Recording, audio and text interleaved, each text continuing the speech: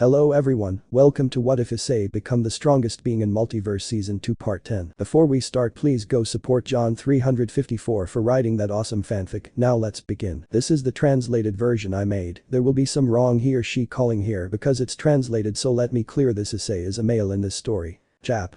134. The group returned to the guild where Saria was waiting for them with a big smile. Saria. Guys, I am grateful to you since you achieved the impossible. Natsu. It was actually a fun trip. Saria. And as I promised, I will grant you whatever you want most. Tell me. Instantly the entire group saw Issei where he saw the rest. Issei. What's wrong? Urza. We won thanks to you, so it's only fair that you ask. Issei. But. Natsu. But you don't deserve it at all, my friend. Issei. If so, that's fine. Taking a step forward, facing the old dragon where Issei gave him a slight smile. Issei. My wish is that you can rest with your friends. Saria, upon hearing those words, shed a tear and nodded where he raised his cane and hit it on the ground where little by little it began to disappear. Saria. Thank you very much, being alone is very sad. Issei. No one deserves to be alone for so long. I hope you are happy. Saria gave him one last smile where it disappeared completely. Seconds later Issei turned around to look at the group. Lucy. I don't know what to say. I thought you would order something for yourself. Issei. I already have everything I want, and it is a family and good friends that I love like brothers. Wendy. How did you know what he wanted? Issei. When you are alone, the only thing you want is to die to be with your loved ones. The life of an immortal is very sad. Years ago I had a friend who was. Gray. He was. Issei. We managed to find a solution, and now he himself lives happily with his family, letting time pass. Urza. You've experienced many things, haven't you? When Issei heard those words, he saw his hands where he imagined them to be full of blood. Issei. I think so. Where he looked up from him and gave them a smile. Issei. Well, it's time to go back. Going to the exit just like the group. Some time later they arrived at Fairy Tale where everyone congratulated them for completing the 100-year mission, where there was a party that lasted for days without stopping. Issei didn't complain since those moments of joy weren't always there. It was night and Issei was on the terrace until someone arrived. Natsu. You're already bored. Issei. You guys never get tired. Natsu. It's funny, hahaha. And what do you think? Issei. Nothing important. Natsu. Can I ask you a favor? Issei. Sure. Natsu. I know Urza and Marahan like you, and I want you to make them happy since they are like my sisters. Issei. Don't worry, it will be. Natsu. I'm glad to hear it. Also, Elfman was not very happy to know that someone wanted his sister hahaha from him. Issei. I do remember that he hit me. Natsu. He was the one hurt because Marahan hit him later, hahaha. Issei. But that's how brothers are. Natsu. You have brothers. Issei. A sister. Natsu. I see. Hey, we can fight tomorrow. Issei. I'm sorry but no. I have things to do, it will be another time. Natsu. I see. Getting up and returning to the party where Issei stayed there for a while longer. The next day everyone was looking for Issei where Urza and Marahan were worried and were about to go out to look for him, but then a boy came in and gave them both a note. It was from Issei that he asked them to go to the place. Without hesitation they both went, and when they arrived they were surprised since there was a table for three. Issei. I hope you like what I prepare. Lifting the tray showing a large strawberry cake where Urza formed a big smile. Then he showed the other tray being kuzumachi, making Marahan happy since she loved that dish. Urza. Like. Issei. Ask around, I hope you like my version. Where they both sat down, and when they took the first bite they were fascinated by the unique flavor. Marahan. This is the best I've ever tried. Urza. The best cake in the world. Issei. I'm glad you like it since I hope you are happy. Marahan. Don't try hard, just your presence is more than enough. Urza. Issei, when are you planning to come back? Issei. I want to leave tomorrow, but first I wanted to know if. Urza. Obviously we'll go with you. Marahan. You thought you would leave that easily? No, you are wrong. Issei. Here are your family. Urza. That's right, but we also have to create our own family, and we can come or not. Issei. Whenever you want. Marahan. We can leave in 2 days so we can spend time with our friends. Issei. Your wishes are orders. Where they both gave her a smile and continued with the food while they asked her things about the other girls. Some time later, both women spent time with the guild where they laughed and fought until the day came where everyone was in front of the three. Each one stepped forward and said a few words with some tears, plus Marahan's two brothers, who were happy that her sister found someone. Makarov. Take care of them, boy, and remember this will always be your family. Issei. Thank you for those words. Gray. It was really fun even though I never beat you, hahaha. Issei. Keep training, maybe one day. Gray. Ha, you ask me the impossible. Where several laughed since they knew how strong he was. Everyone said goodbye except 2 people who were the last. Natsu? Come on. Issei? Where? Natsu? You promised to fight me always, so you must keep it. Urza? What do you mean? Natsu? I'll go too. The guild, upon hearing that, was surprised since they did not expect that. Natsu? Because of the stories you have told me, it makes me want to continue improving, and what better than at your home. Issei? Are you sure? Natsu? Of course, I also talked about it with the teacher not long ago. Issei saw the old man where he just nodded. Lucy? I'll go because I can't leave him alone. Taking Natsu's hand, making everyone open their mouths in surprise. Gray? Hey, I thought you were an idiot since you're only interested in fighting. Natsu? Hey. Lucy? Many things happened during the trip, and well. Urza? Don't tell me that happened because of their doubles. When they remembered that, they both turned red as tomatoes, making everyone laugh. Issei? If so, let's go. Opening a portal where before entering he saw how he went back where everyone was saying goodbye to them. Issei just raised his hand and entered the portal like the rest. Natsu? I'll be back cold. Gray? I'll be waiting for you, and I hope you don't cry. Natsu just gave her a big smile and entered the portal where it instantly closed. Meanwhile, at the Igarashi mansion, the entire group was talking calmly until the portal opened, making everyone rejoice and stand in front of it. Instantly Issei came out of the portal with a smile, making Eri go and give him a hug, which one of the girls reciprocated. Was about to go, but they saw Eri come out, and then a gray-haired girl, and finally a blonde. They were about to say something, but a pink-haired man came out where they weren't expecting it. Eri? Two-chan, I missed you. Issei? Me more, since they were very long days. Serafal? Ice-chan. Upon hearing her name she felt a great chill throughout her body where she looked up all nervous, but to her surprise, the girls had a calm smile. Issei? Yes. All. Welcome. Issei?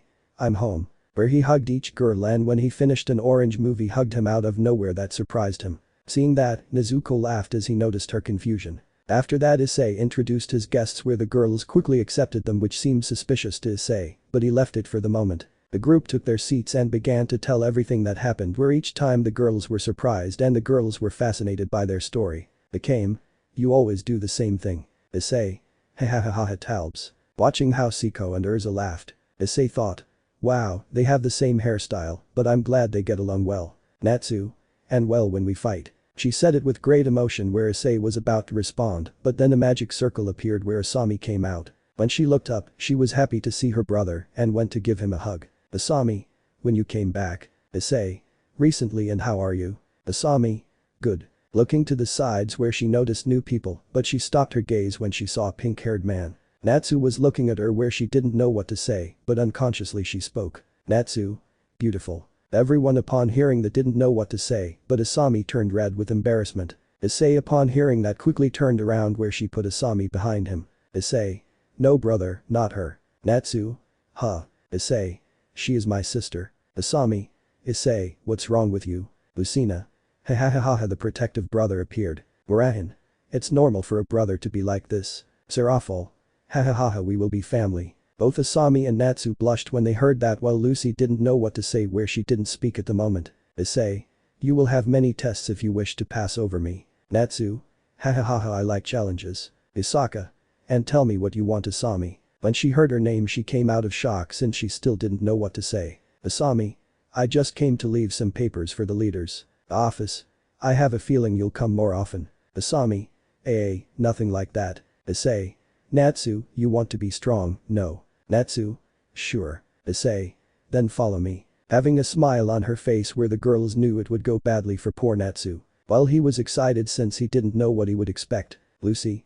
I hope we get along well. Extending his hand, which Asami took still hesitantly. Some time later the group of girls heard several screams from Natsu where no one tried to interfere since they knew what it was like. Minutes later Issei returned with Natsu, only that she was carrying like a sack of potatoes where she threw him on the ground unconscious. Asami seeing him was cured. Griselda?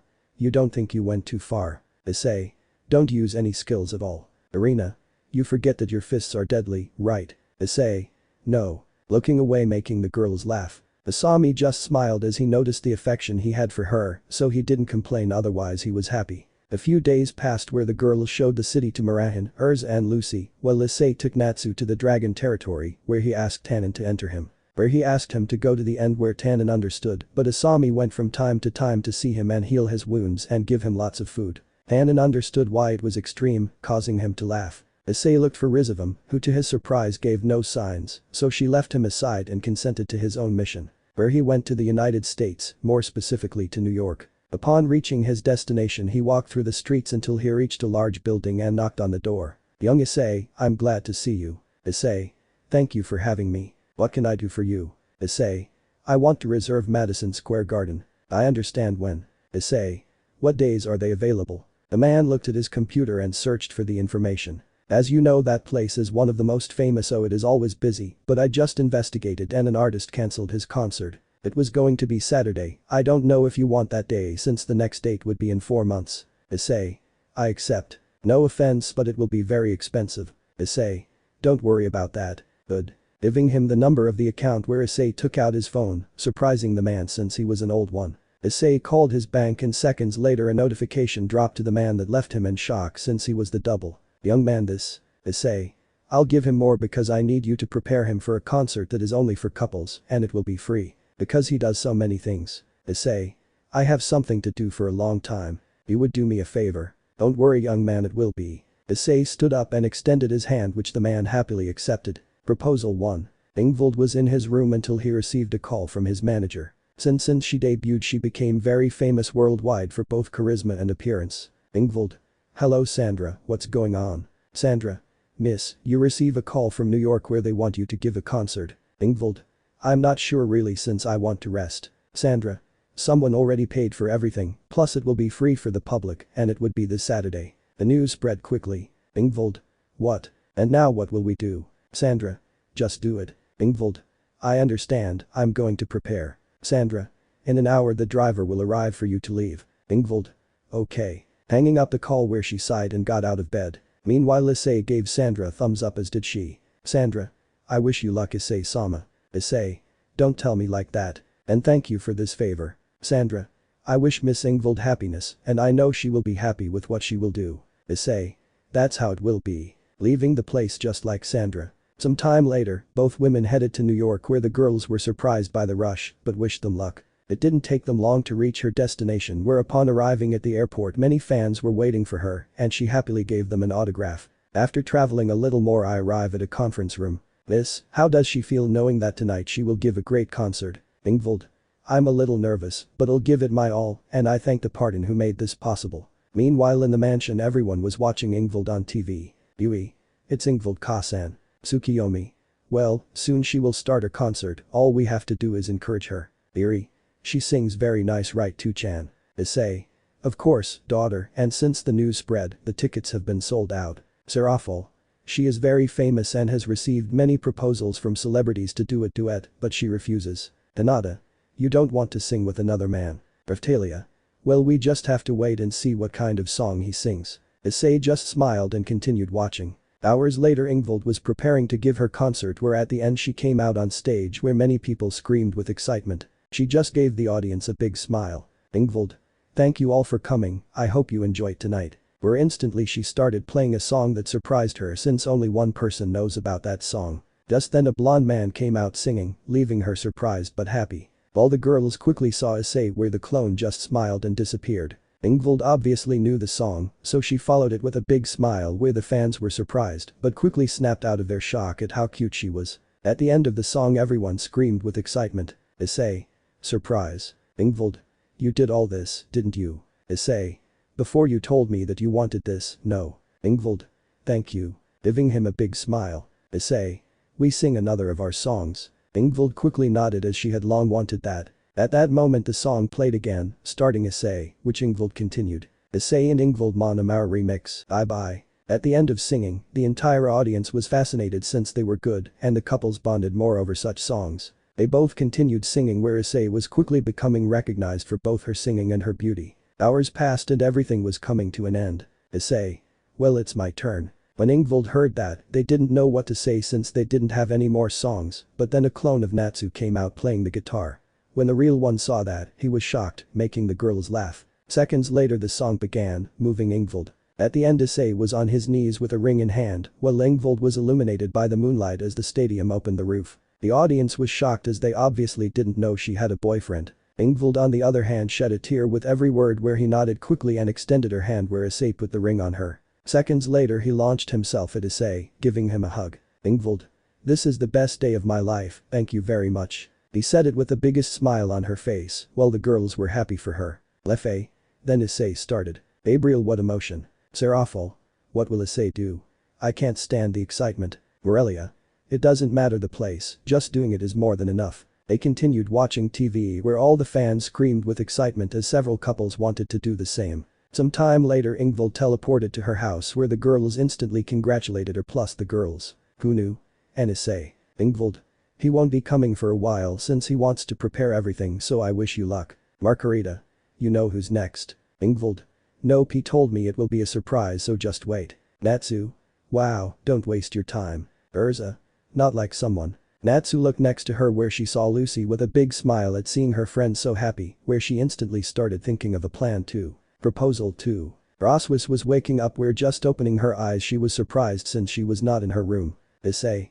Hello Ross-chan. Hearing that voice, she turned around to see Issei with a smile. Rossweisse. What do you have planned? Issei. Well, you already know what I'll do, so first we have to go somewhere. Yes. Rossweisse. With you anywhere. Issei extended her hand which she took and they instantly teleported to Asgard, more specifically to Grandma's house. Rossweisse was surprised to know where they were most when she saw how Gondal opened the door with a smile and quickly let them in. Gondal. Long time no see Issei, you were lost. Issei. Hahaha, I was busy, but I'm done. Today I came to ask your permission to let me marry Rossweisse. Gondal. You were late, boy. Issei. I know, but I want to make her happy. Gondal. Okay, since I met you for the first time, I knew that you both would be together forever. I wish you much happiness. Rossweisse. Grandma. Releasing a few more tears of joy as she saw how Issei took out a ring where she extended her hand for him to put it on. Gondal. I hope to see children running around soon. Upon hearing that, Rossweisse blushed like a tomato while Issei laughed since she liked that shy side. Later they walked through Asgard since that was what Rossweisse wanted, since he had what he wanted most close to her, and that was her loved one. Many people wanted her autograph or a photo of her, but seeing Rossweisse so happy they better not bother them. Issei. Thank you for everything Rossweisse, thanks to you I am very happy. Rossweisse. We are happy to be with you since you give us so much more joy by bringing those beautiful girls into our lives. Issei. You will never lack anything, I promise. Rossweisse. I know, but now you won't be able to go out more often since you're such a star because of last night. Issei.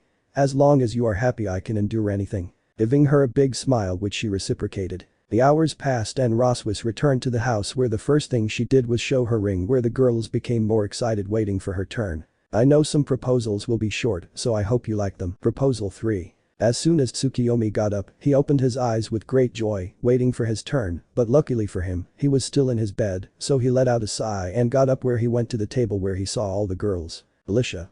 Well, maybe he took the day. Tiamat. I think so, and I was happy thinking that this would be my day. Office. It's serious. Tiamat. We had some encounters, hahaha. Showing his mark on the left breast, leaving the girls in shock since they don't expect that. Quetzalcoatl. Hahaha, well, we already know what you are like. Tiamat. I'm surprised you didn't sneak into his bed. Quetzalcoatl. No comments. Ereshkigal.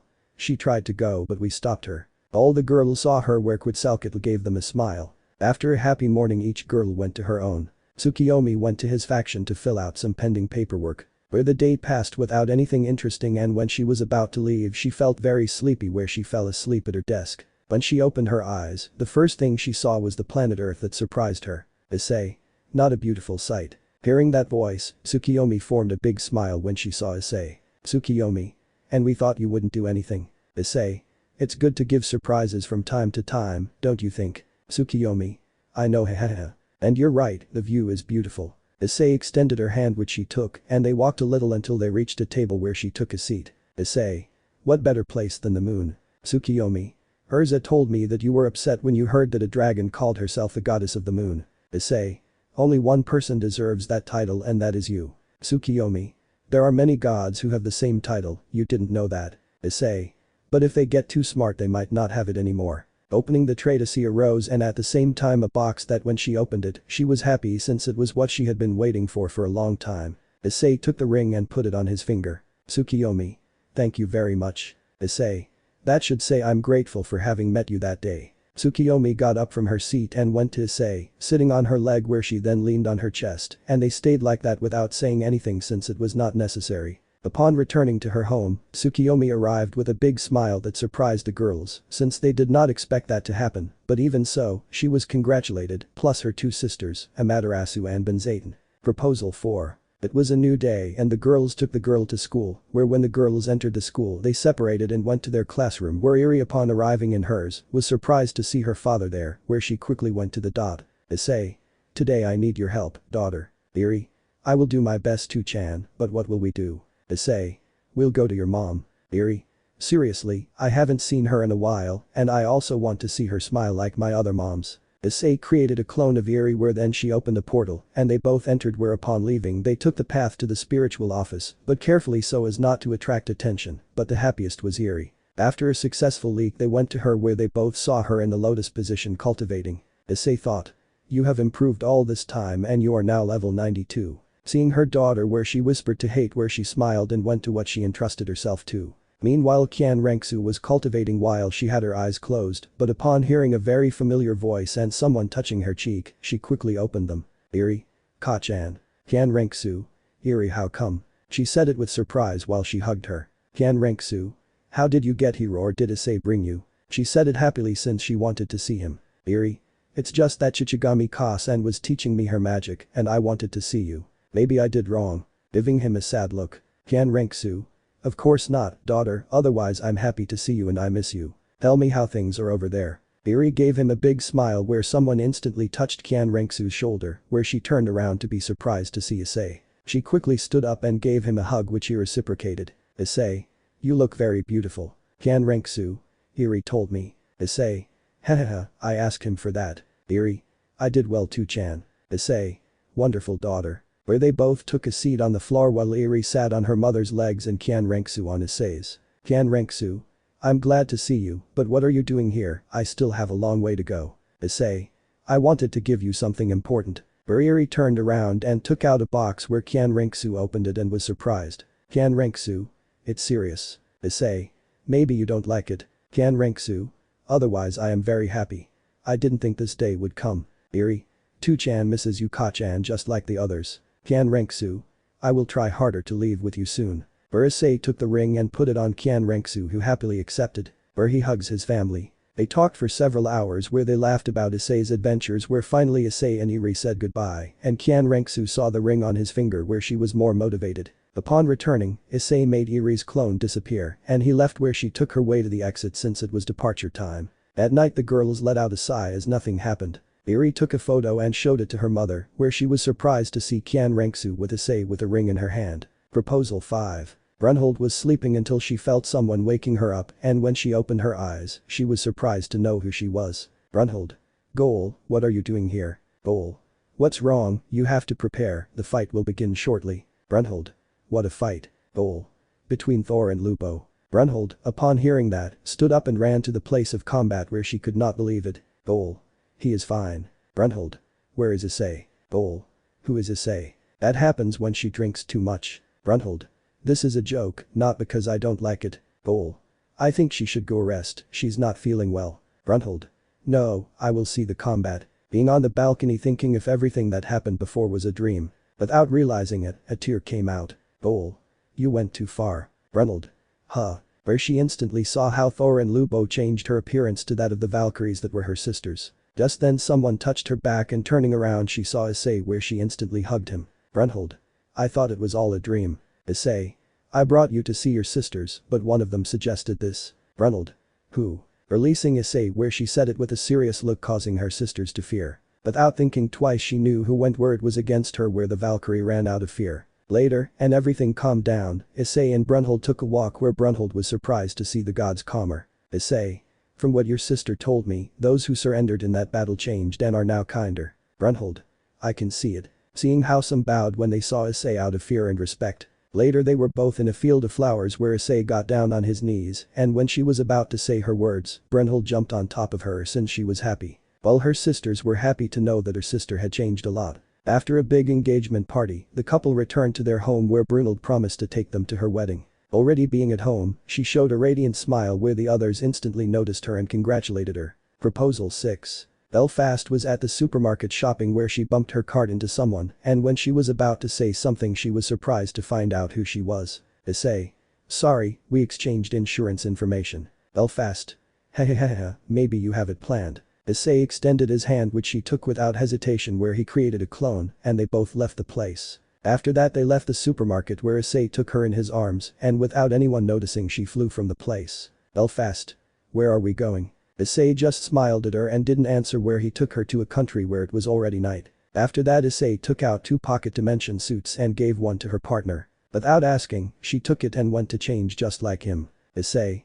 You look beautiful. Belfast. I say the same thing. Where she took her hand and they headed down the road where they got into a limousine heading to the ball, being in a big castle. Just upon entering they were the ones who caught attention because of how good they looked at each other while they were both in their own world. Already on the track Issei extended her hand which she happily took. Seconds later the dance began, with both of them being the center of attention where little by little the couples left each other alone. Belfast. Since when can you dance? Issei. Enterprise told me that you love it so I took some classes as I do it. Belfast. Very good and thank you for doing this. Issei. I would do anything for you. Where she gave it a spin and then let go where she instantly got on her knees and took out the ring that she had been waiting for a long time. She just extended her hand where Issei put the ring on her where instantly all the people started applauding for the couple. Hours later they both danced and laughed until they could no longer bear it, and at the end, Belfast returned to her house where the others, upon seeing her, were surprised since there were 2 of them, but instantly the clone disappeared. Belfast told them about her experience where the girls waited their turn with great excitement. Proposal 7. After dropping the girls off at school, Grayfia headed to her house, but before teleporting, someone took her hand where she instantly hit him with her other hand, where when she saw the person she hit she was surprised. Issei. Wow, not bad. Grayfia. Issei, I'm sorry. Touching Issei's cheek. Grayfia. Don't hide your presence like that, it's okay. Issei. Hehehe, I'm sorry but it's custom. Grayfia. Where are we going? He said it with a big smile where he began to walk next to her where minutes later they arrived at Gremory territory. After being well received, the patriarch and Surzich arrived with his wife. Aoi. I finally meet my best friend's partner. Issei. My name is Igarashi Issei. Aoi. I know Grayfia told me a lot about you. Zeoticus. That brings you here. Issei. You have been like family to Grayfia and that is why I came today to ask for her permission. I want to marry her. The Gremory family, upon hearing those words, were happy since Grayfia considered them a family. Zeoticus. Obviously I'm in favor. Then Alana. Grayfia is like my daughter and I am happy to know that, please take good care of her. Issei. That's how it will be. Surzich. I hope they are happy. Aoi. It's about time, but I'm still glad. Thank you. Thank you all seriously. Giving each of them a hug where she then returned to Issei where he put the ring on her which she happily accepted. Surzich. We must celebrate this. Issei. Sure. Then Alana. But you'll have to come back, no. Issei. That's right but there will be more later. Aoi. Hehehe I met Siko not long ago and she is very energetic. You like girls with great character, no. Issei. A little. Aoi. Before Grayfia was very serious and look at her now she looks like a little girl at Christmas. Where the whole family started laughing while she hugged Issei out of embarrassment while he caressed her hair. Aoi.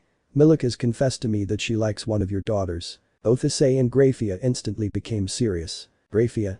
I like Milica's but that won't happen. Aoi. Seriously, maybe you plan to leave them single forever. Grayfia. The only way for him to date one of our girls is to first defeat Issei. Where he puffed out her chest in acceptance. While the family had a drop of sweat since that would be impossible. Aoi. Do you forget who your partner is? Grayfia. A loving father and future husband. Aoi. In addition to someone feared by almost all factions. If not even Surzich can touch you, what do you expect from a child? Issei. Love conquers everything. Surzich. And what do girls think about that topic? Grayfia. They are in favor of kids taking a lot of tests. Where the most difficult would be Mikishin and Issei. But Mikishin would be satisfied with just one hit. Surzich. Come to think of it how strong she is. Grayfia. She is almost on the same level as Issei. Then Alana. Then it will be impossible for anyone to beat him. I feel bad for those poor creatures. Issei. Hahaha. Grayfia didn't say anything while the rest of the family could only wish Milica's luck. Hours later the family talked for a while where they laughed and ate when night came. Grayfia returned to her house happy with her, where the girls congratulated her. Greg.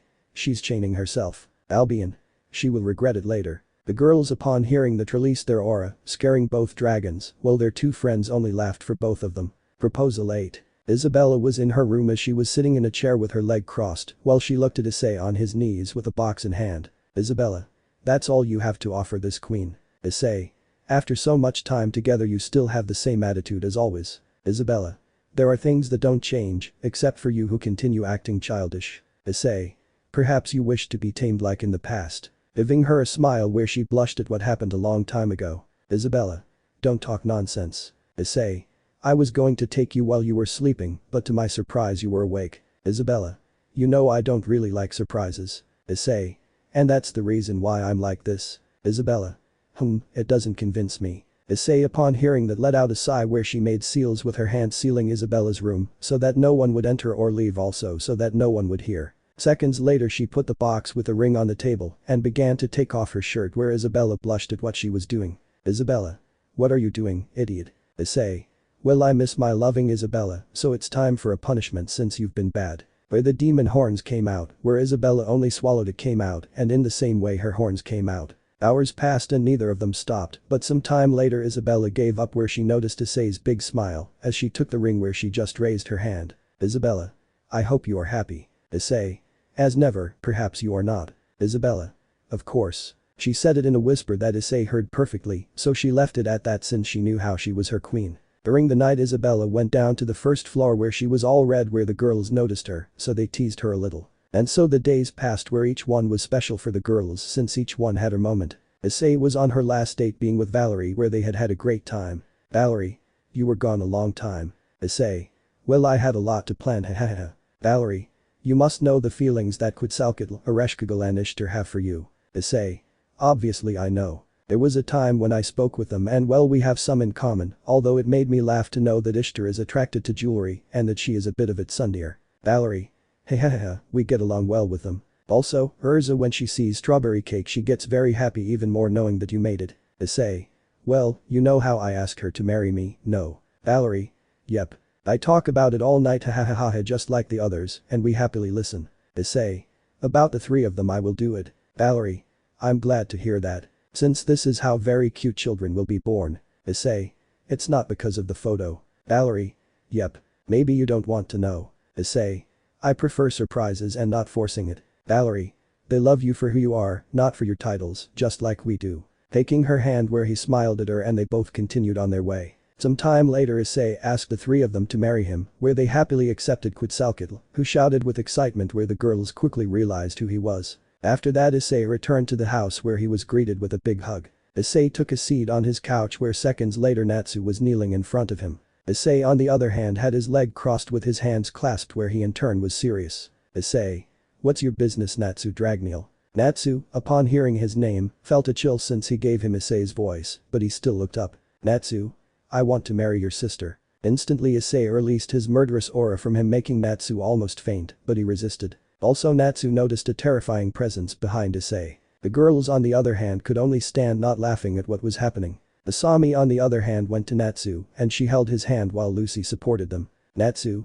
During this time while Tannen was training me she healed me and well we talked. Asami. Nai-san. Issei. Natsu, I really like you and don't worry, you have my blessing, I wish you both luck. Hearing that, Asami was also happy and went to Issei, giving him a hug, which he reciprocated while Natsu let out a sigh of relief while Lucy patted him on the back. Seconds later Natsu saw Serafal where she didn't like what would happen. Natsu. I'm dating Sona. Instantly Natsu felt the same presence of terror where Serafal had a big smile. Sona quickly entered the house where she saw Natsu and it was Serafal to calm her down. Issei. Wow, you haven't wasted your time hahaha. Lucy. A lot happened in that place of dragons. Issei. And you approve, Lucy? I like them, it will be fun to have them around. Besides, we won't be family from now on. Issei. I always considered them my family. Watching how Natsu and Sona gave an explanation of how everything happened. Chap. 135. It was a new day where Natsu was happy since he received permission from two people, although he had to suffer a little more with Serafal, who had to test him where in the end he barely passed. Natsu. I won't lie to you, I would rather fight an army 1,000 times than experience that again. Issei. Hahaha that's her. You should be happy that she didn't give you any tests. Natsu. Believe me I am. But tell me why you agreed so quickly. Issei. I told you no. I trust you Natsu, I know that you would give your all for her, that for me is more than enough. Natsu. I see and thank you. Issei. No problem, but tell me seriously, you don't miss your partner? Natsu? You're talking about happy, well I won't lie to you, of course I miss it, we always lived together. But I couldn't bring him under obligation since he loves Charles. Issei. I realize, but if one day you want to go, tell me yes. Natsu? Sure. Before I forget, I'll go away for a few days with Sona's group on a mission. Issei. I see and be careful. Natsu? Now that I think about it, how did you manage to get Lucy's classmates here? Issei. I asked Shichigami that when she wants to summon one of her friends, a portal would automatically open. Natsu? Wow, great. Issei. I know. But hey, I wish you luck, and if something happens you know what to do. Natsu just nodded, where she then entered the house while Issei continued watching the stars of the night. Until someone leaned on her chest. Isaka. You really like the no. Issei. He is someone fun, but when it comes to protecting his loved ones he is very serious. Isaka. I see. I came to tell you that the leaders want to see you. Issei. Something bad is happening. Isaka. The truth is, maybe you don't like it. Issei. Okay. Then we go. Isaka just gave him a smile and they both went to the underworld, where they had to wait a bit for the rest to arrive. Auden. That you had become a boy. Issei. I was around solving some problems. Ah. And you already have a date for the wedding. Issei. Not really. Azazel. Tell me what it feels like to be famous worldwide, since after that statement before Ingvald you quickly became known. Hahaha. Issei. I avoid going out. Hahaha. But they called me to talk about it. Izanagi. Partly and also for something else. Issei. I listen. Azazel. I liked your idea of combat and I want to create my own, but something different. Surzich. It will take place here in the underworld and it will be in teams as well as entourages. Issei. I see. Michael. The idea this time is that the other factions can participate so that over time we have a good relationship. Azazel. Many will be able to fight against races never seen before, it's not great. Zeus. Great no. Issei. It sounds good, but what do I have to see? Surzich. Would you like to participate? Issei. I refuse. Azazel. Because. Issei. I want to get away from battles for a while. Isaka. You just want to see Issei fight, don't you? Azazel. Partly. Issei. It's better if only the others participate. And tell me what the other factions think. Surzich. The Hindu faction is in favor, as are the others. Issei. Well then all that remains is to create each fight, but in the prize. Auden. The winner will be able to ask anything from the leaders. On this occasion we will give the prize. Issei. Sounds good. Surzich. Now that I think about it, what happened to your evil piece? Issei. Well, I took them from the girls and put them away. Surzich. You should give them to someone to represent you, don't you think? Issei. I know what you guys are up to. Seeing everyone with a slight smile that scared them. Issei. You just want to see the girls fight, don't you? Azazel. No. Issei. You forget that I have Gabriel's ability and I know what you think. Azazel just clicked his tongue, causing Issei to sweat. Issei. I don't promise anything, I'll just inform you. Surzich.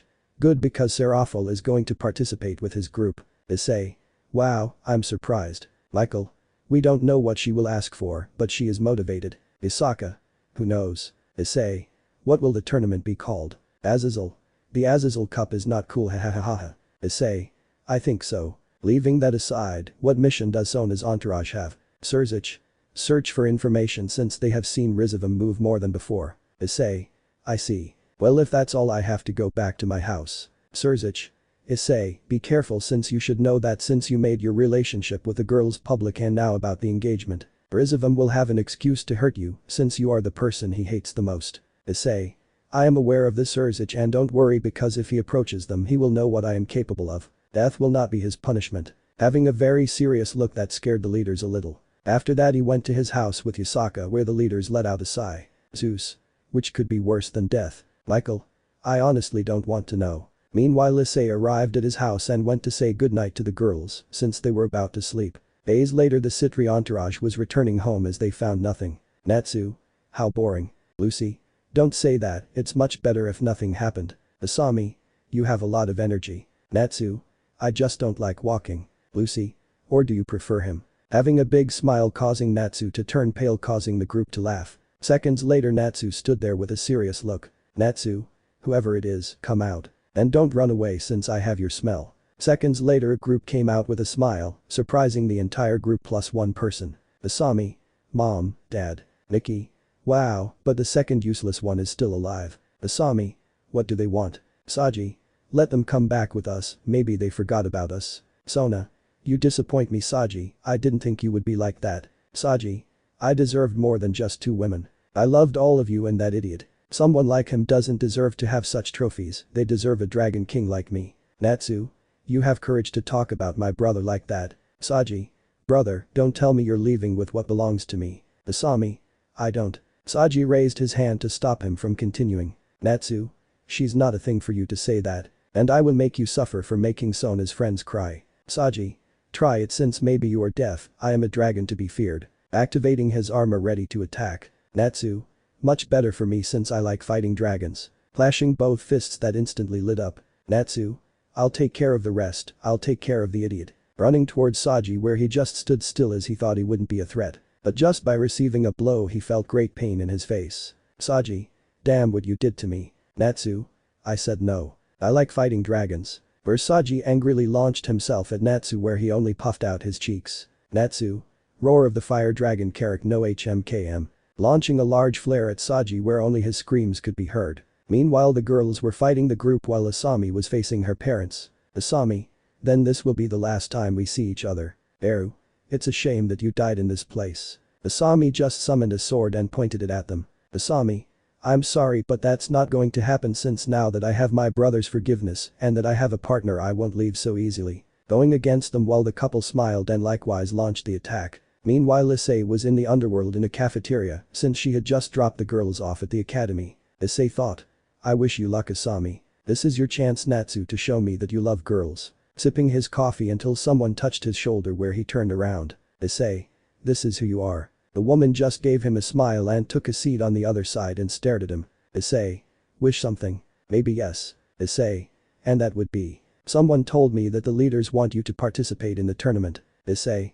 Hey, news flies so fast. I know but they also told me that you refuse to participate. Issei. You have a good contact. Also soon the rating games will begin and since you own evil peace you could participate. Issei. Get to the point please. Let me fight by your side. Issei. And that. The truth is I like rating games since they give me joy. Issei.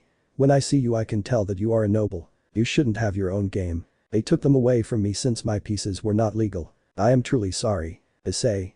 I can tell. When my family was buried, they kicked me out of the house, although I don't care much. I just want to get into the game again. Issei. Before that. I know and sorry, my name is Roygun Belfiger, a pleasure, Igarashi Issei Sama. Issei. Nice to meet you and leave the Sama thing aside okay. Roygun. I'll try it and what do you say? Issei. Honestly, I don't have much time with rating games or tournaments. Roygun. You could think about it. Issei. The answer would be the same. Hearing that, Roygun only lowered his gaze since Issei was his last hope of returning to what he liked. Issei, noticing this, let out a sigh. Issei. I can't but someone else can. Roygun. Seriously, who? Issei got up from his seat and teleported to his house where the girls were happy when they saw him, but his smile was erased in an instant. Serafal. Ice-chan, what are they doing with Roygun? Issei. She looked for me since she told me about her situation. Serafal. I know what she did. Don't tell me whine for that. Issei. Yes and tell me do you want someone else on your team? Serafal. I wouldn't mind but. Roygun. But. Serafal. I have a full team now that Murahin and Nezuko joined. Our team called the Demon Girls is great. Isabella. I'm still not in favor. Siko. I like it. Issei. But she's not a demon. Serafal.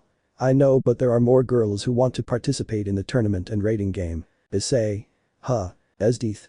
We want some fun too. Quetzalcoatl. I want to hit everyone hahaha. Issei. I understand. Opening a pocket dimension where she took out a box and walked towards where Lefei took it whereupon opening it, she was surprised to see that it was her evil peace game. Issei. You will be the king. I know you will know how to choose your team. Lefei. That's how it will be and don't worry, on your behalf we're going to win everything. So accept your defeat demon girls. Lucina. Hahaha never that. We are sisters, but I won't let you win. Lefei took the king's piece where she instantly entered her chest where she then went to Roygun. Lefei. If Issei trusts you, I will do the same. Roygun. Thank you. Getting down on her knees where the bishop piece went towards her. Roygun. This will be fun and don't worry I will pay you in the future. Lefei just gave him a smile and went to Urza. Lefei.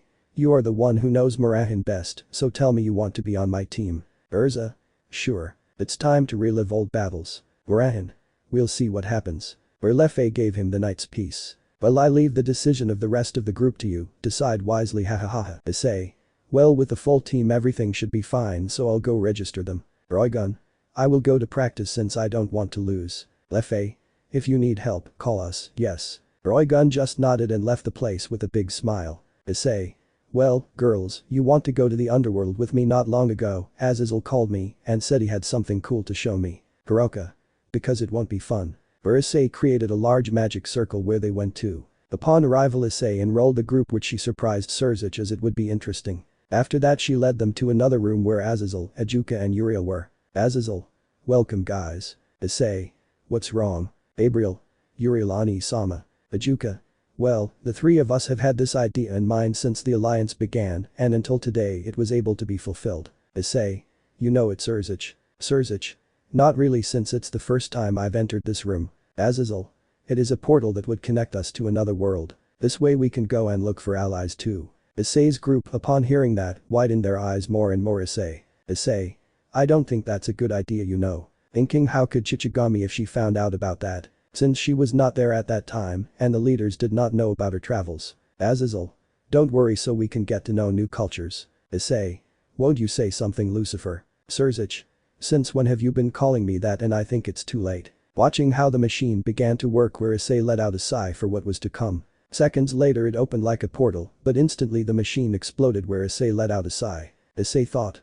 I'm glad they were wrong. Issei. Well, it's a shame that it didn't work, but well, it's time to go home. Turning around, but at that moment a portal opened where a boy with crimson hair came out, being about 17 years old. Hey, where am I? Looking to the sides where he saw a large group but quickly recognized a few. Uncle Surzic. The instant Issei heard that he knew this wouldn't be good. Well, Surzic didn't know what to say upon hearing that. Azazel. Excuse me boy, but what's your name? But your face looks familiar to me. My name is Haidu Gremory. The instant everyone heard that, they opened their eyes in surprise except Issei as he quickly recognized his aura. Surzic. Go Issei, your son. Giving Issei a big smile while he remained neutral. When I heard that name I looked for it but nothing. X. I don't see where it is. Everyone upon hearing that didn't know what to say. Issei. Before answering that, who with their parents? X. Haidu Issei and Rias Gremory. That's if no one expected it, least of all the group of girls. Issei. Before anyone asks, he's not from the future, he's from another reality. Ajuka. It makes sense since it would be impossible for you to have a child with him. X. Wait, what? Issei. In the past I used to be called Haidu Issei, but now I'm Igarashi Issei. X. Wait, but you don't look anything like my father. And I mean it, the difference is a lot. Issei. I imagine. X. And my mother. Issei. Dead. X. Like. Issei. I killed her. At that moment X went blank where he instantly showed a serious look where he launched himself against Issei where someone was about to stop him, but Issei just raised his hand so they wouldn't move. X arrived against Issei, hitting him in the face with a copy of the boosted gear. But to his surprise Issei didn't even move. Instantly he summoned a sword that stabbed Issei in the abdomen, but he continued with his usual look. Issei.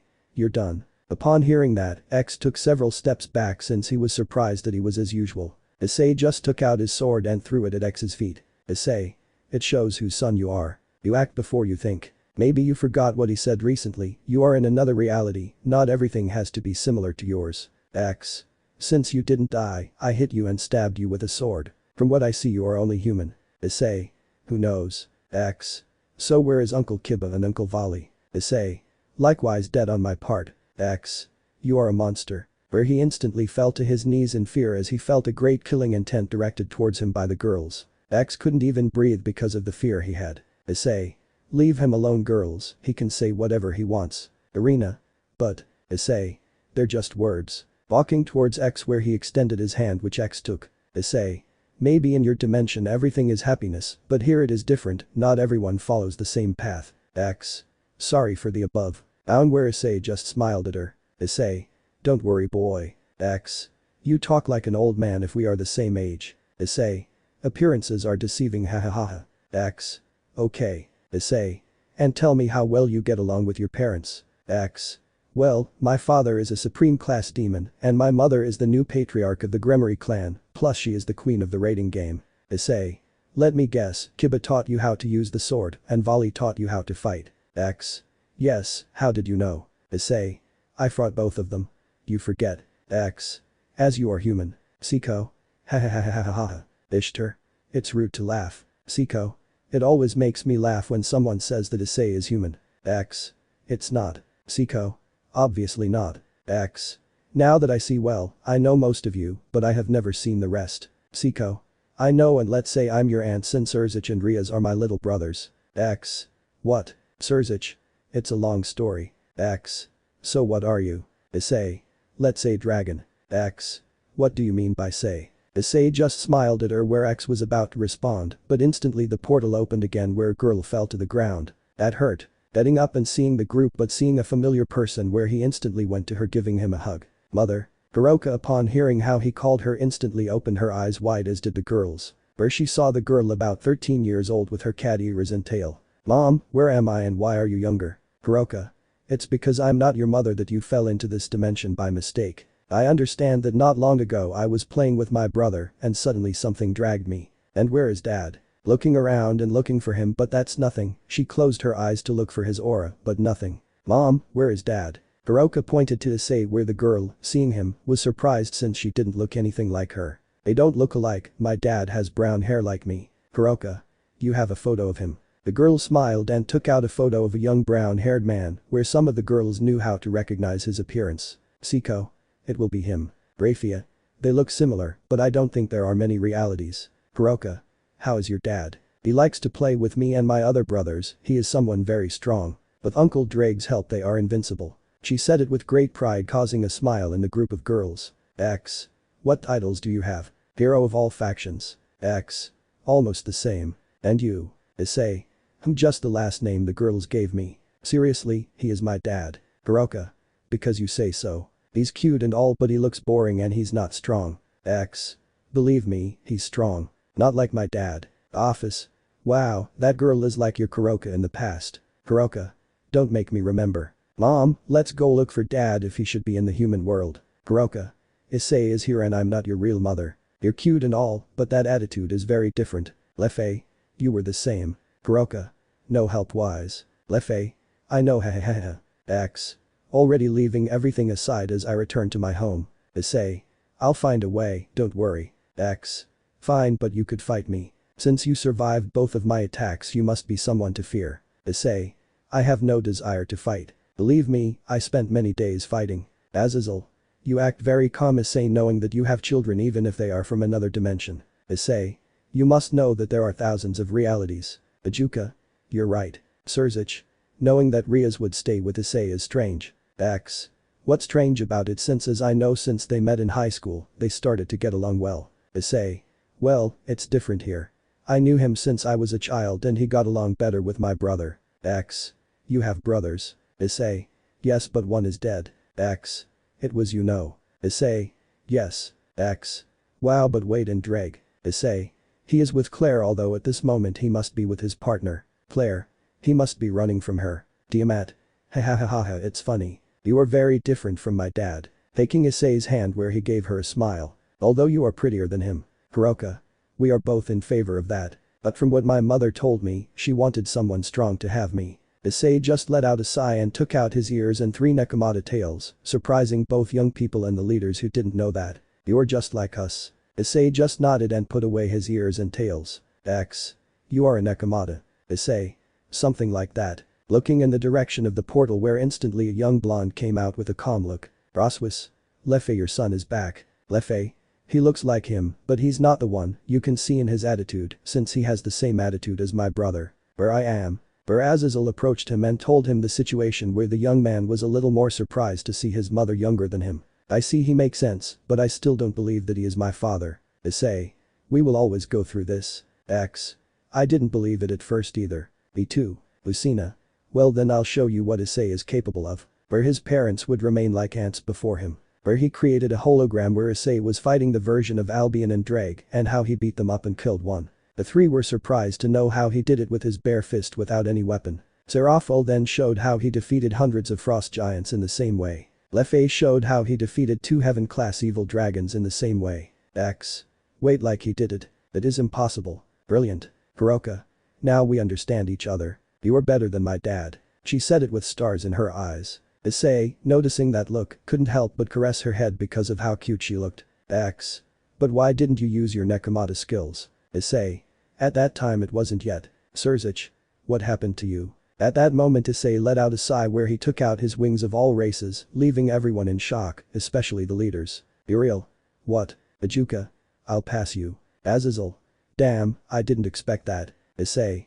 Many things happened and for that reason no one knows what race 1 am. That's why I use the human aura. X. Wait, you're amazing. You are much better than my father. It's true. How strong are you now? Where the three of them were asking Issei many questions while the girls were laughing at their situation. Elsewhere Natsu was looking at Saji while he had several injuries. Saji. Damned when I kill you, the first one I'll get back at will be her. I will make her mine in bed. Natsu instantly went to him where he grabbed him by the neck and lifted him up, giving him a very serious look. Natsu. What did you say about my wife? Tightening her grip on him while Saji did everything possible to save himself, but he couldn't do anything. Natsu. Flames of hell. Where it ignited Saji's entire body while he just screamed in pain. Natsu just watched as he slowly burned until not even his ashes were left. Seconds later a purple orb stood in front of him. Natsu. What is this? Vitra. My name is Vitra and he was using all my power and now that you killed him I am free. Natsu. Okay. Vitra. I want you to be my carrier. Natsu.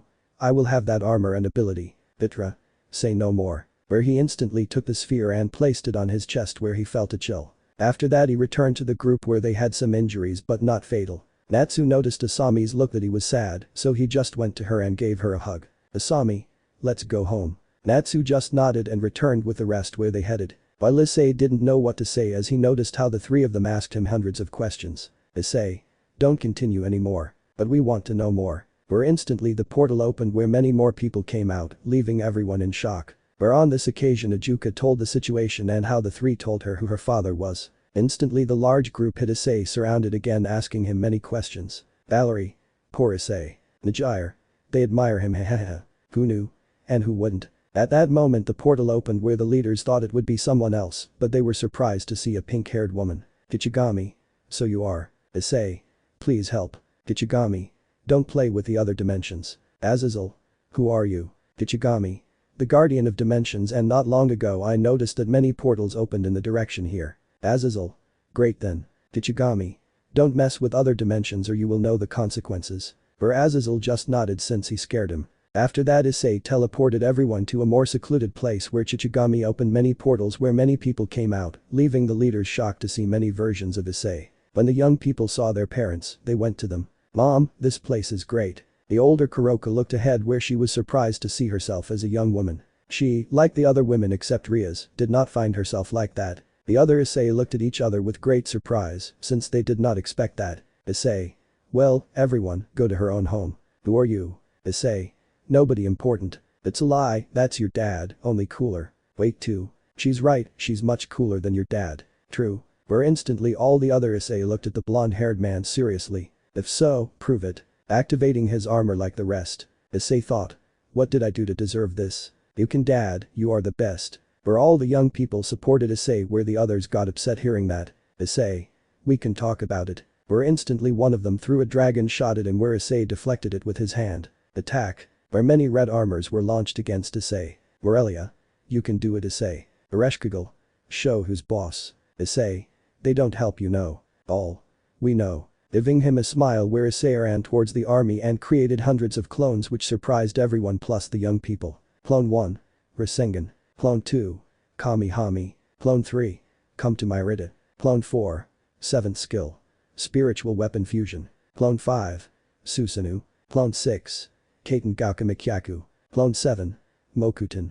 Shichuru no Jutsu. Clone 8. Bijuadama. Clone 9. 100 on. Clone 10. Breathing. Clone 11. Divide. Clone 12.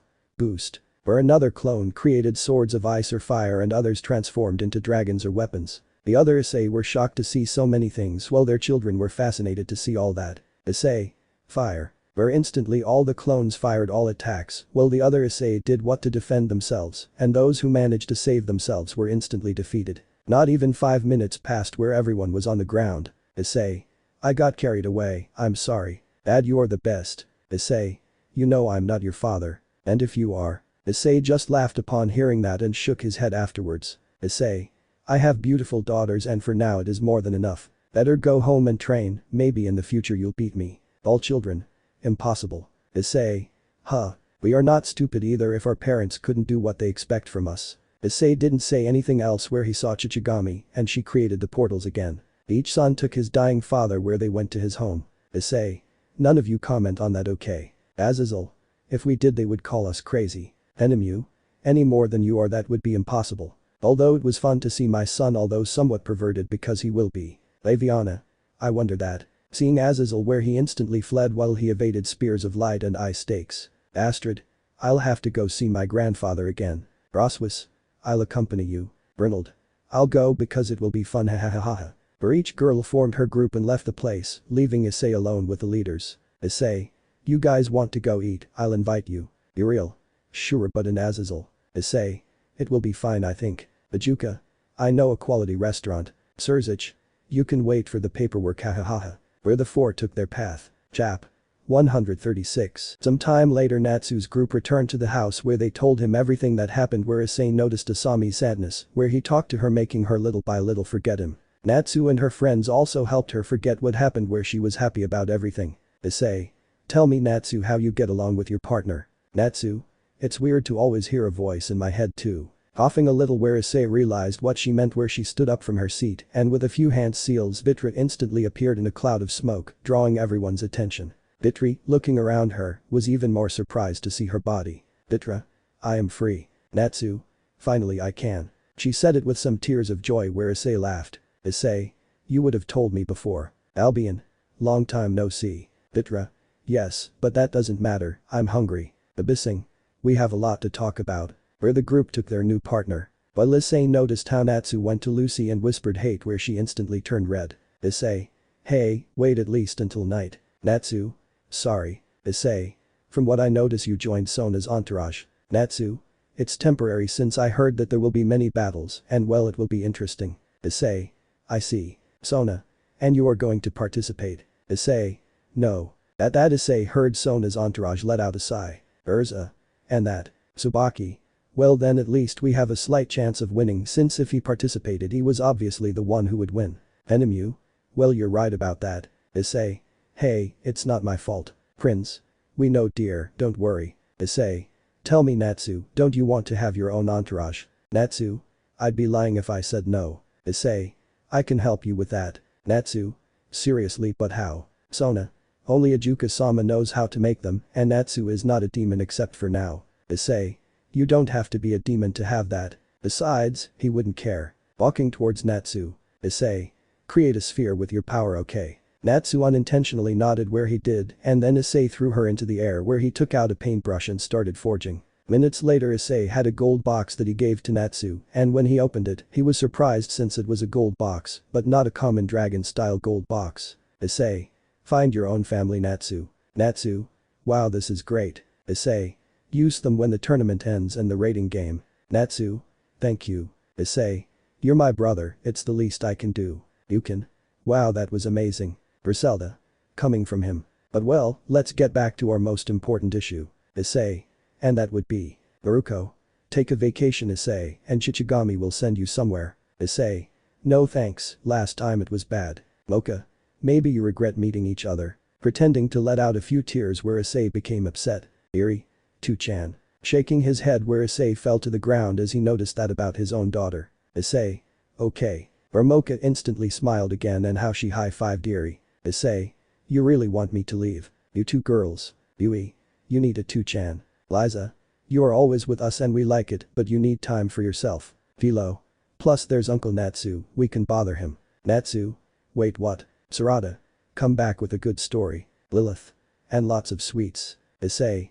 If you wish, that's fine. Seeing Chichigami where she smiled at him. Issei. It will be a good place, no. Chichigami.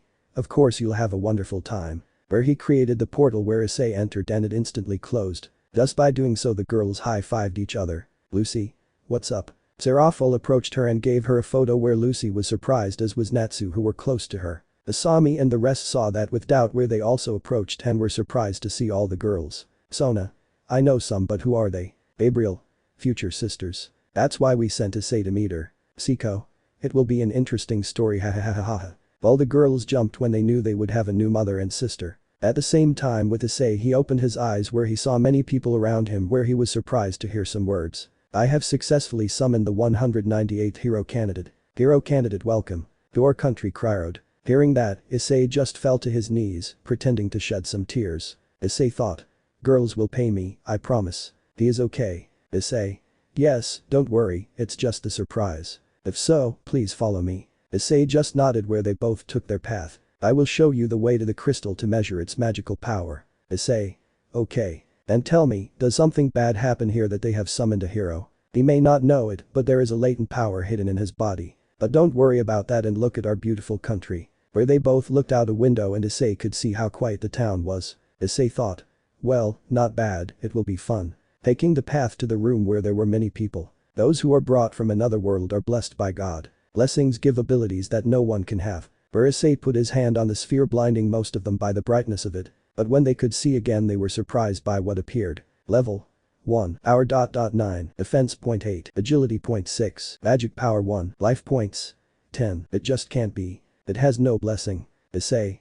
Okay. This is impossible. What a scam. Issei was going to say something, but then someone else spoke. How wonderful. The man who is compared to the legendary hero. Having a big smile and at the same time shedding a few tears. Since all his stats were 999, the boy saw Issei and just gave him a teasing smile. Wow, it seems that I was chosen as the hero who will save this world. Instantly everyone ran towards him, leaving Issei alone. Issei thought.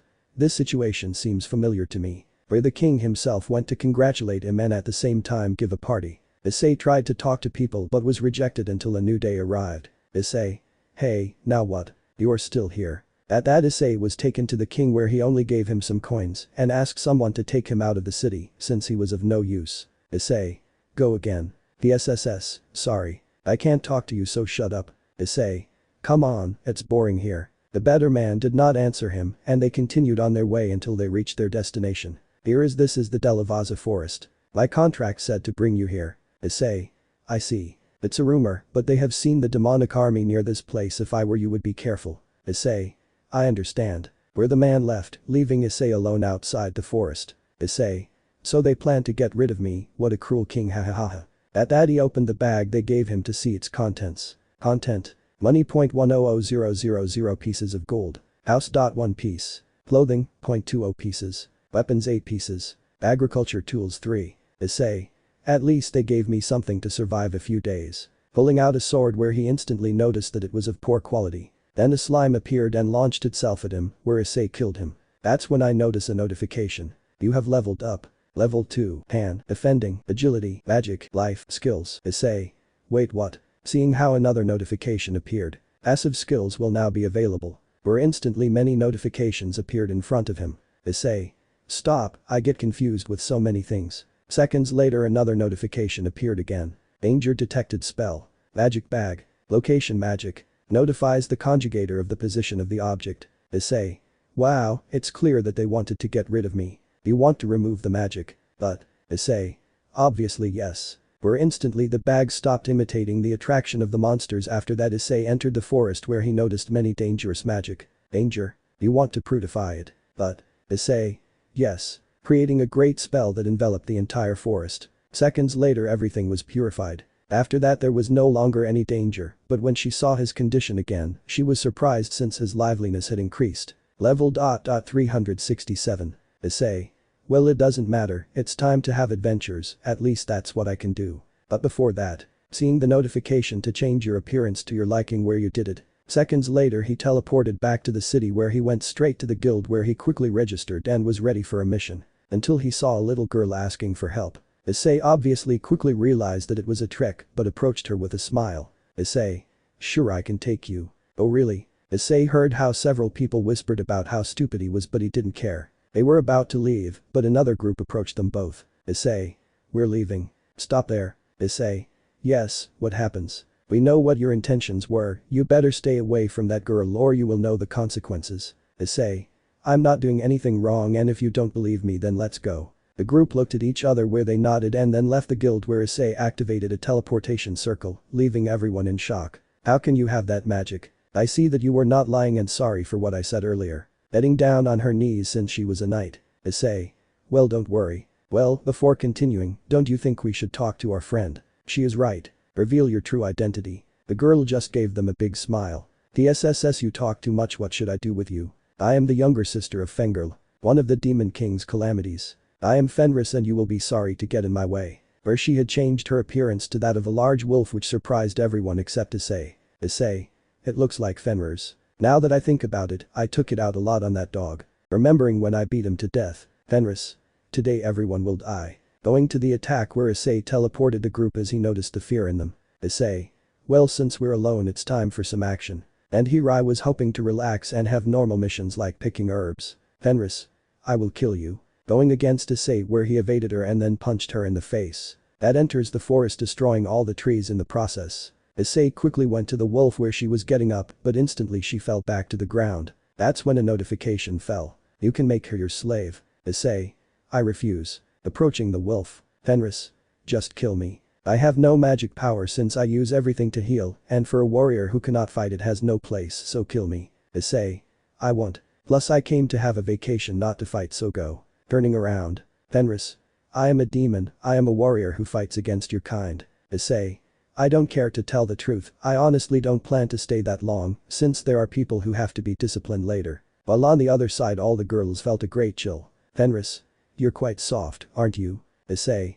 Maybe. At that, the wolf shone, transforming into a gray-haired girl. Issei was surprised since she was naked, so she gave him her cloak. Issei. Well, and now? Fenris. If you had killed me and skinned me to sell my skin I wouldn't care. But you left him alive, and from now on I, Fenris, promise not to hurt any human for no reason. And I declared you my husband. Issei. Huh. She said it with great surprise. Fenris. I promise you devotion for the rest of my life. Giving Issei a big smile. Issei thought. I shit. Chap. 137. Issei, upon hearing those last words, was shocked because she did not expect that. Issei. Wait a moment. You don't have to go that far. Fenris. My husband. Issei. Wait, don't call me that. Fenris. For us Fangwolves, the law says that you must become the partner of whoever spares your life. Issei. It looks a bit like dragons. Fenris. I can even be your Packmuller slave, but I must be tied to you. Please let me be by your side, my husband. Issei. You don't need to say all that. Fenris. You cannot accept what I ask of you. If there is no option, then the only thing left to do is die. Changing her hand to that of a claw ready to kill herself, but at that Issei stopped her. Issei. Well, I give up, you can come with me. Fenris. Great. At that Issei started to walk just like Fenris, but then she fell to the ground. Is approached her and took her into her arms. Some time later it was night where Fenris woke up and in the distance saw Issei near a campfire. Fenris. My husband. Issei. You're better now. Fenris. Yep, after resting a little I was able to recover my magical reserves. Issei. I'm glad. And on the other hand, I'm not in favor of you telling me like that. Fenris. My husband. Issei. Fenris, I'm already engaged, I can't deceive you, I don't want you to suffer. Fenris. Where? Issei. I am not from this world, by mistake they think I was summoned, but I came of my own free will. Standing up where she returned to her true appearance, surprising the girl a little with a blush. Fenris. I see. Issei. Understood, if that's the case. Fenris. It doesn't matter, I will still be your wife. Issei. Wait, didn't you listen? Fenris. Yes, but it doesn't matter, it would be strange for someone of your level to have only one partner. Furthermore, I promise you with my life that I will always be by your side. So please let me be your wife. My husband, no, my love. Issei upon hearing those words just gave her a smile and caressed her head, which she happily accepted. Fenris. Because you hide your appearance. Issei. I was kicked out of the castle, and I also want to have a rest since that is the reason I came to this world. Fenris. So what do you want to do? Issei. I'll try to be a merchant, I think it's good to travel. But hey, you rest since tomorrow we will return to the guild so that it can be an adventure too. Fenris. I'm ready. Where she went she disposed of, and Issei continued with the guard. It took them a few days to return to the city since on this occasion Issei wanted to walk where Fenris took the opportunity to learn more about him. Issei only told her a few things since she wouldn't know what to tell him. Days later they arrived in the city where they went to the guild, causing Fenris to instantly sign up. How would you like to register her name? Fenris. Listen carefully, woman of the human race, my name is Fen. Issei. Please name him Risu. Alright. Issei. You don't like it, Risu? That's right. Where Issei laughed a little because she was about to say her name. Risu. I'm so sorry, husband. Issei. Don't worry, you'll adapt with time. Emergency search. A horde of crazed wild bears have been sighted in the north of the city. At this moment they are heading to the city. I request everyone's help in an emergency. The range was not specific, anyone can participate. Risu. You will anger. Issei. I had planned not to do it, but from what I heard recently the hero's army couldn't. Many people can die because of their carelessness. Letting out a sigh, he took the path where Risu followed him to help him. Meanwhile in the other dimension, almost everyone in the underworld was ready for the raiding game. This will be an interesting night, don't Azazel-sama think so, since we will learn about new members of the entourage and new groups. Azazel. Hahaha, we will see many surprises. Where the entourages began to leave, causing everyone to start screaming with excitement since there were people to fear. Give a big round of applause to a group that has only had one battle, and it is the Seraphol Citri group called the Demon Girls. Where the group of girls came out with their battle suits where many screams of excitement were instantly heard. Wow, they are famous. Azazel. They have many fans. The commentator saw the last group where he was surprised. This is a surprise since the last group is King Lefay Pendragon. Where the group began to go out with their battle suits and leaving most of them shocked to see very pretty girls with it. The group has the name of Igarashi. They are the representatives of the hero Igarashi Issei. Azazel. Wow, they'll have a hard time. Speaking of that, do you know why the young man didn't come to give his support? Azazel. I don't know, but those girls have a lot of support. Pointing to a stand where the other girls were and a group of girls with signs supporting the girls. It will be a battle to fear. Elsewhere Rizevim was in his laboratory in pain thanks to the injury Issei gave him in the past. He looked for many ways to cure himself, but to date he found nothing. Rizevim. I curse you Igarashi Issei. She said it shouting with great fury where his subordinates did not know what to say. Rizevim. I have no choice but to take it out on the humans hahaha. What do you want us to do Rizevim-sama? Rizevim. Prepare everything to give them a surprise hahaha. Where the soldiers went to make preparations, minutes later everything was ready. While in the human world they did their thing which was to work or be with their family until the sky turned dark and holograms appeared in all parts of the world. All the humans stopped what they were doing to see what was happening. At that Rizevim showed himself with a big smile. Rizevim. Hello my cattle. My name is Rizevim Lucifer and I will be in charge of killing them all. Giving them a big smile causing some to get scared and others to think it was a joke, but everything changed until they saw evil dragons and hundreds of fallen angels and demons descend. They instantly began to kill everyone in their path. In the underworld Surzich was watching the first fight until a guard came in giving him the news that completely surprised him. Surzich. Stop the raiding game. Destroying the glass to dents in the stadium and change the screen where it showed the situation in the human world, surprising everyone. Surzich. As you can see Rizevim did his thing and is attacking the humans. At the moment the raiding games are on pause and he ordered everyone to go to the human world to save humans. Instantly everyone stood up and teleported ready to fight. Seraphol. That crazy guy. Ingvald. What will we do now? Since it won't be so easy to erase everyone's memory. Michael. The only thing left is to tell them the truth when this is all over. Zeus. We don't know how they will take it. This is a big problem now if that demon passed. Azazel. We have to go too. I guess Issei must be fighting somewhere right. Isaka. Yes, we will call him to find out. Where the leaders nodded and also went to help. Grayfia. We'll go too. Seraphol tell Chichigami to inform Issei to come since only he can calm everyone down. His vacation was short. Giving a small smile to his sisters and going to fight as well. Where at that moment Yusaka got in touch. Chap. 138. Issei and company were ready to go fight, but at that moment a portal opened in front of them both, surprising Risu who instantly got in position to attack but relaxed when Issei put his hand on his shoulder. At that moment a pink-haired girl came out of the portal with a smile towards Issei. Kichigami. You like your vacation? Issei. We have to talk about this okay? Kichigami. Issei we have problems. Having a serious look that Issei instantly put on as well. Kichigami. Rizevim is attacking the human world and the army he has is not normal. Issei. Come on. Taking a step forward but stopped and saw Risu where she didn't know what to say. Issei. Sorry, I have to go back to my home. Risu. As your wife I will follow you wherever I promised in the past. Giving him a smile which Issei reciprocated at that moment the three entered the portal. And when they came out they were surprised to see a lot of destruction. Issei. Chichigami take Risu with the others so she can help. Risu. I want to be with you. Issei.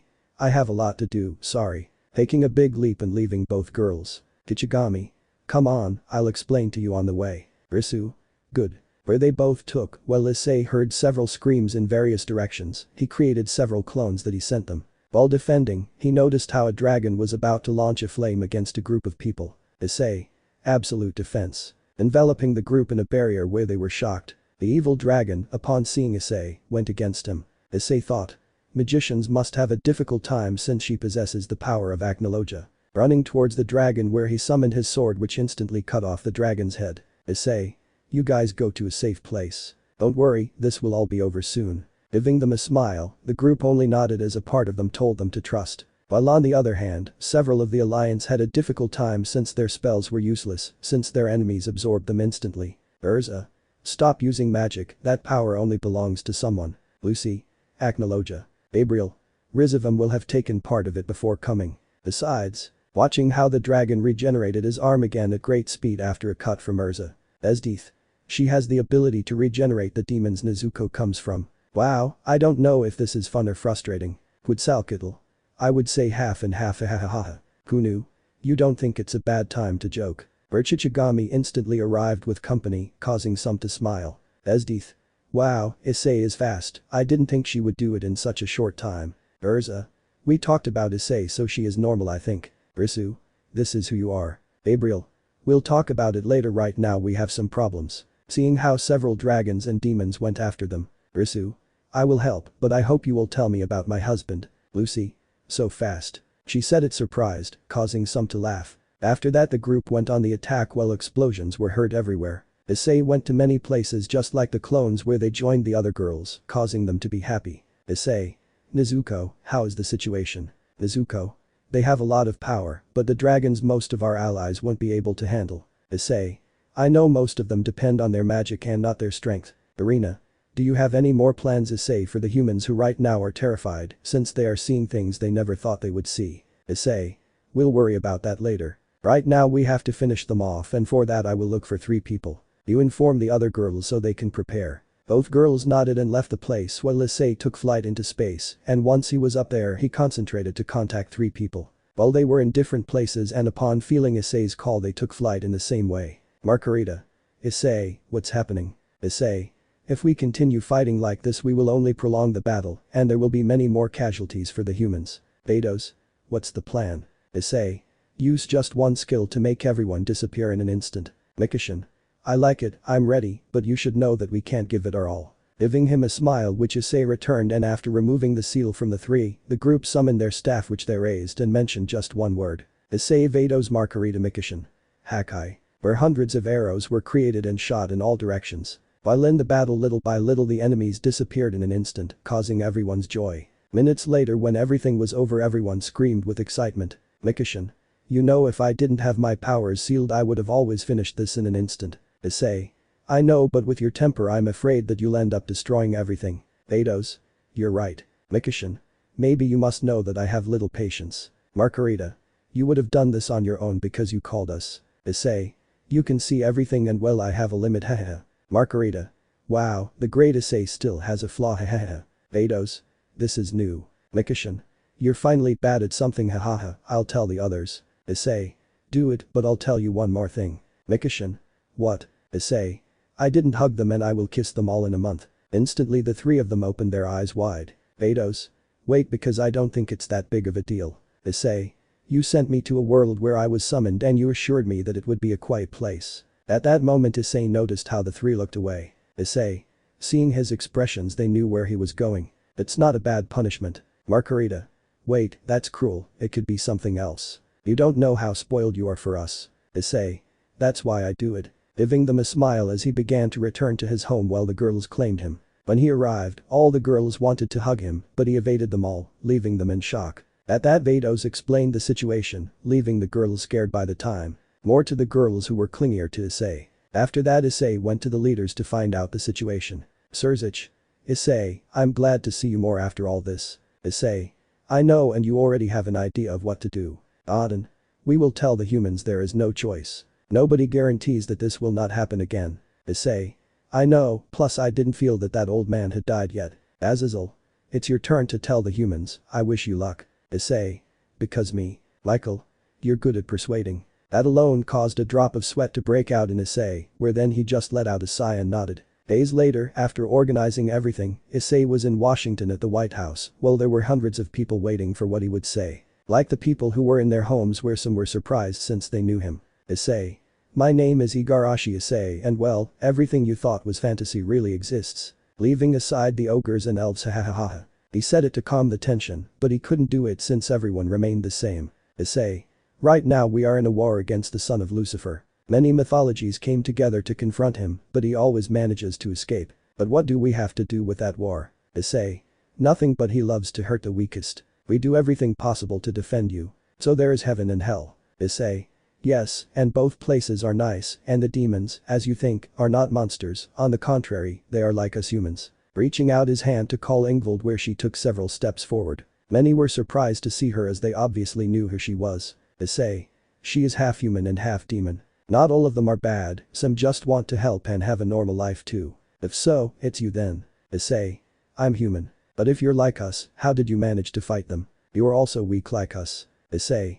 Never despise yourself, we all have a unique quality. One of them must have trained you to get to where you are. You are luckier to have a beauty as a girlfriend. No, you must have tried so hard since perhaps they gave you that power. Issei.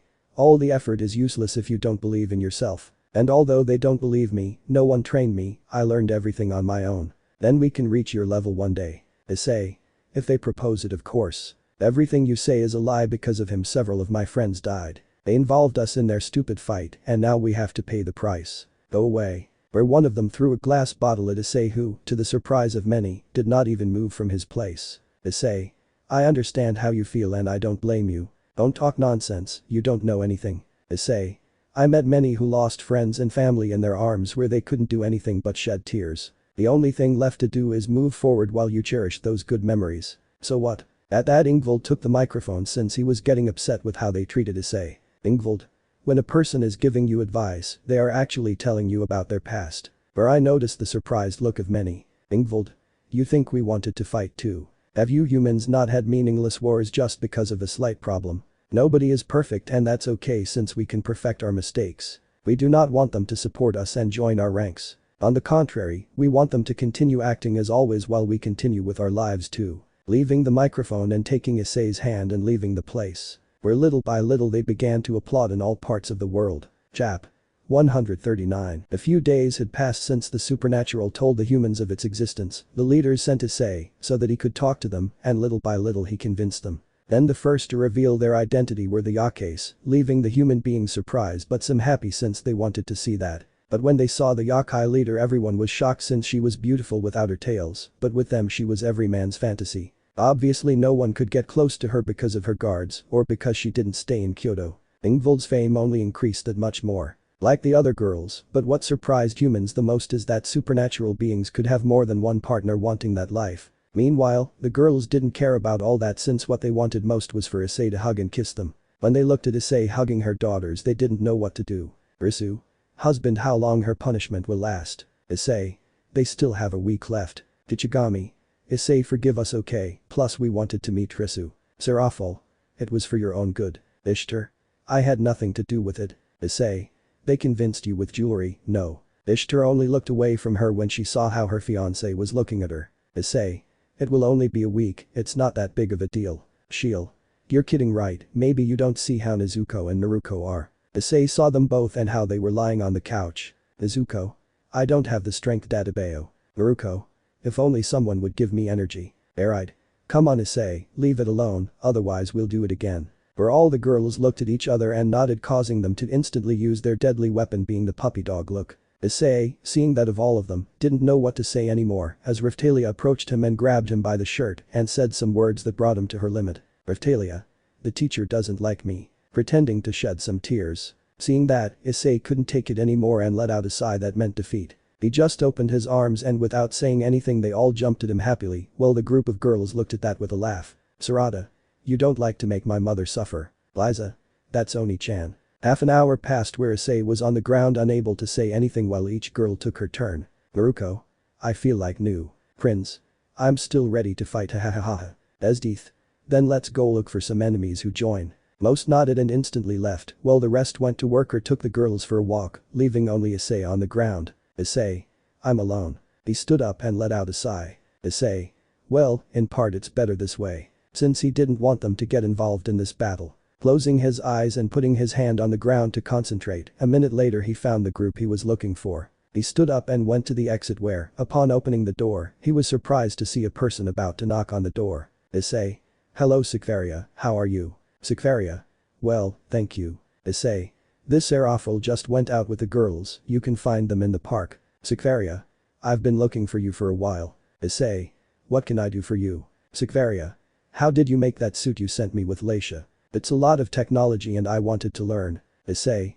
You want to create your mechas, don't you? Giving her a smile as he noticed how she shuddered upon hearing that. Issei. Serafel told me and don't worry, I won't tell anyone, plus it's a good hobby. Xenovia. Thank you and to the other. Issei. It will help you, but right now I have something to do, you can come tomorrow. Xenovia. Hey, waiting a long time, tell me what you have to do, maybe I can help you. Issei. I have to meet some friends haha. Xenovia. You're bad at lying, they told you so. Issei. A little but it's a dangerous thing. Xenovia. I'll go with you so later you can help me with mine, so we're even. Issei. It's very dangerous. Xenovia. Okay, I'll be able to defend myself. Issei. Okay, and I know your abilities are a good strategist. Xenovia. How do you know so much about me if we rarely saw each other? Issei. Your look says a lot. You are serious on the outside, but on the inside you are very sweet. Xenovia blushed when she heard the last thing, but she tried to hide it, failing drastically. Issei, so as not to bother her anymore, took the path while she followed behind her. Xenovia. Where are we going? She already said it calmer. Issei. To Kyoto. Extending her hand, which Xenovia saw with doubt but just taking it, Issei took it in her arms and took a big jump. Xenovia. We can teleport, it's easier. Issei. I know but it's better to feel the breeze on your face. Xenovia only held on tighter to Issei. Minutes later they arrived at their destination and set out in great silence, since Xenovia did not know what to say. Issei. Because you like mechas. Xenovia. I like to put them together, and when I was little I saw a program and, well, the previous one caught my attention a lot. Issei. You wouldn't want to control one. Xenovia. Honestly, it would be fun to do it, but to date I can only make one in my size. Issei. I know some places where there are many mechas where you could drive at the same time. Xenovia. Hey, show me where that place is. Stopping Issei with stars in her eyes from excitement. Issei. It's a somewhat far place, but when I have time I'll take you yes. Xenovia. Really you will. Issei. Sure. Giving him a smile. Ask which Wiccan you want that decision to go to, I'll leave it to you whoever has the most vote for that anger. They both continued on their way until Issei stopped her. Issei. Long time no see you guys. Xenovia caught up and was surprised to see a group of boys leaving with a smile. How cow. More than you think. When was the last time? Issei. When you attacked office, you know to this day I'm still upset and that's why I'm here to settle accounts. How cow. You have made a lot of fame in this time, but your biggest stupidity was revealing the supernatural to humans. Issei. Sooner or later it was going to happen. How cow. Let's leave the talk for later and finish what we did last time and don't worry, your little friend can have fun with my friends. Issei. You'll be fine. Xenovia. Trust me. Showing him a determined look where Issei just nodded and started walking instantly, Heracles lunged at Issei ready to hit him, but Issei grabbed him by the face and buried him in the ground. How cow. You still have that monster strength. Issei. Let's finish this. Taken possession of the attack while Cao Cao pointed his spear at him. Seconds after her, Jean appeared next to her, ready to cut off Issei's head, and when she was just a few centimeters away, Issei stopped her with 2 fingers, surprising the swordswoman. Issei. If you want to fight with sword so be it. Destroying her sword, Jean jumped back while Issei created 2 clones that surprised the heroes. Clone 1. Well let's see who is better at swordsmanship. Summoning her sword and pointing it at him. The other clone stood up to Saria while she was surprised since she didn't know she could do that. Clone 2. The boss wants me to help you with a wizard. And the truth is he is a good opponent since this way I can improve my magic. Bull Cao Cao came out of his shock and launched himself at Issei. He, for his part, evaded the spear with his hand while the attack that Cao Cao had ready destroyed a nearby building. The hero jumped back and launched several attacks with a spear while Issei evaded them with his hands. Issei. You're not the same as before. Cao Cao. I say the same thing now if you have some magic, but that won't save you. Raising his sword to the sky, starting the chant, seconds later Cao Cao was in front of Issei with his armor and an arrogant smile. Cao Cao. For your information, I completely mastered the true longinus, today is your day. Issei. Then it's time to attack. Clapping his hands while lightning came out seconds later, he summoned his spear, leaving Cao Cao in shock. Issei turned the spear several times where he then stuck it into the ground and an armor formed on it. Akeno, upon seeing this, became upset and quickly attacked Issei with the intention of ending his life. While Clone 1 destroyed all of Jean's swords that she increasingly bothered with. Issei. Where is your other partner? Jean formed a slight smile where seconds later Siegfried came out behind the clone ready to kill him, but the clone only put his sword behind her having the attack. Issei. You are not worthy of being a swordsman since you do not understand your sword. Jean. Stop the nonsense and attack. While both heroes went after the clone. The other couple was in front of Georg. Xenovia used her special ability stopping Jord in a time bubble. Clone 2. It is a great skill, but its range is low, you should train more. Xenovia. I know. Issei noticed her sadness a little and touched her forehead, leaving her surprised. Xenovia. Because that was it. Clone 2. Close your eyes. Without understanding, she listened and seconds later she felt great pain in her eyes, where when she opened them her color had changed. Xenovia. What is this? Clone 2. You now have sacred gear, more specifically the Eon Baler. Xenovia. How is it possible since a demon cannot possess sacred gear? Clone 2. I made some changes and with that sacred gear your magic will be even better, you must have already realized it. Xenovia. Because you gave it to me. Clone 2. It was something the boss had and he didn't use it and he told me to give it to you. Xenovia. Whose it was? Clone 2. I think his name was Gasper. But let's leave the talk and it's time to attack. Yes. Xenovia just nodded and both took an attack position. Meanwhile Issei and Cao clashed spears causing cracks on their feet. Cao. Because you don't just die. Issei. Not yet since I have to see my children grow up. Dabbing his spear into Cao's shoulder where he screamed in pain. Issei. You claim to be a hero, but you followed the path of brute force. Cao. To keep this world stable you need brute force to make everyone listen to you. Issei.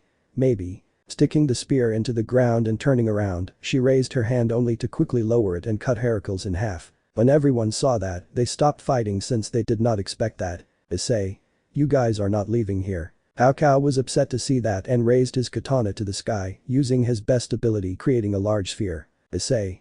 They protect Xenovia. Both clones nodded and stood in front of her as they both created a barrier. While the rest of the group of heroes approached Cao and gave him power over her. Increased the sphere further and concentrated a large amount of power. While Issei just looked at the situation and seconds later he summoned a sword. Cao. This is where Haidu Issei's story ends. Launching the attack. Issei. My name is Igarashi Issei. Moving the sword to the side. Issei. Full counter. Returning the attack with greater force while the group of heroes received it fully, since they could not do anything. Seconds later Issei created a barrier over the big explosion so that it would not expand. At the end, several swords and sacred gear landed in front of Issei. He kept them all except the true Longinus where he curiously saw it just like his own. Issei thought. I have nothing to lose by trying. Invoking his hammer and began to forge where with each blow he caused waves of power. Seconds later thousands of lightning bolts fell on the spear where Xenovia finally fell to her knees in fear at feeling such power. Issei took the new spear and raised it to the sky. Issei. Wow, it worked in the end, I thought I was going to explode hahaha. Dispelling both clones and putting the spear away as he noticed Xenovia's fear. Issei. I'm sorry. Xenovia. Since you did it that should be impossible. Issei. Without risks there are no rewards. Giving him a smile while Xenovia let out a sigh knowing what Issei was really like. Chap. 140. After the battle Xenovia and Issei headed back to Cao, but before leaving they decided to take a walk. Xenovia. You're not afraid of death, right? Issei.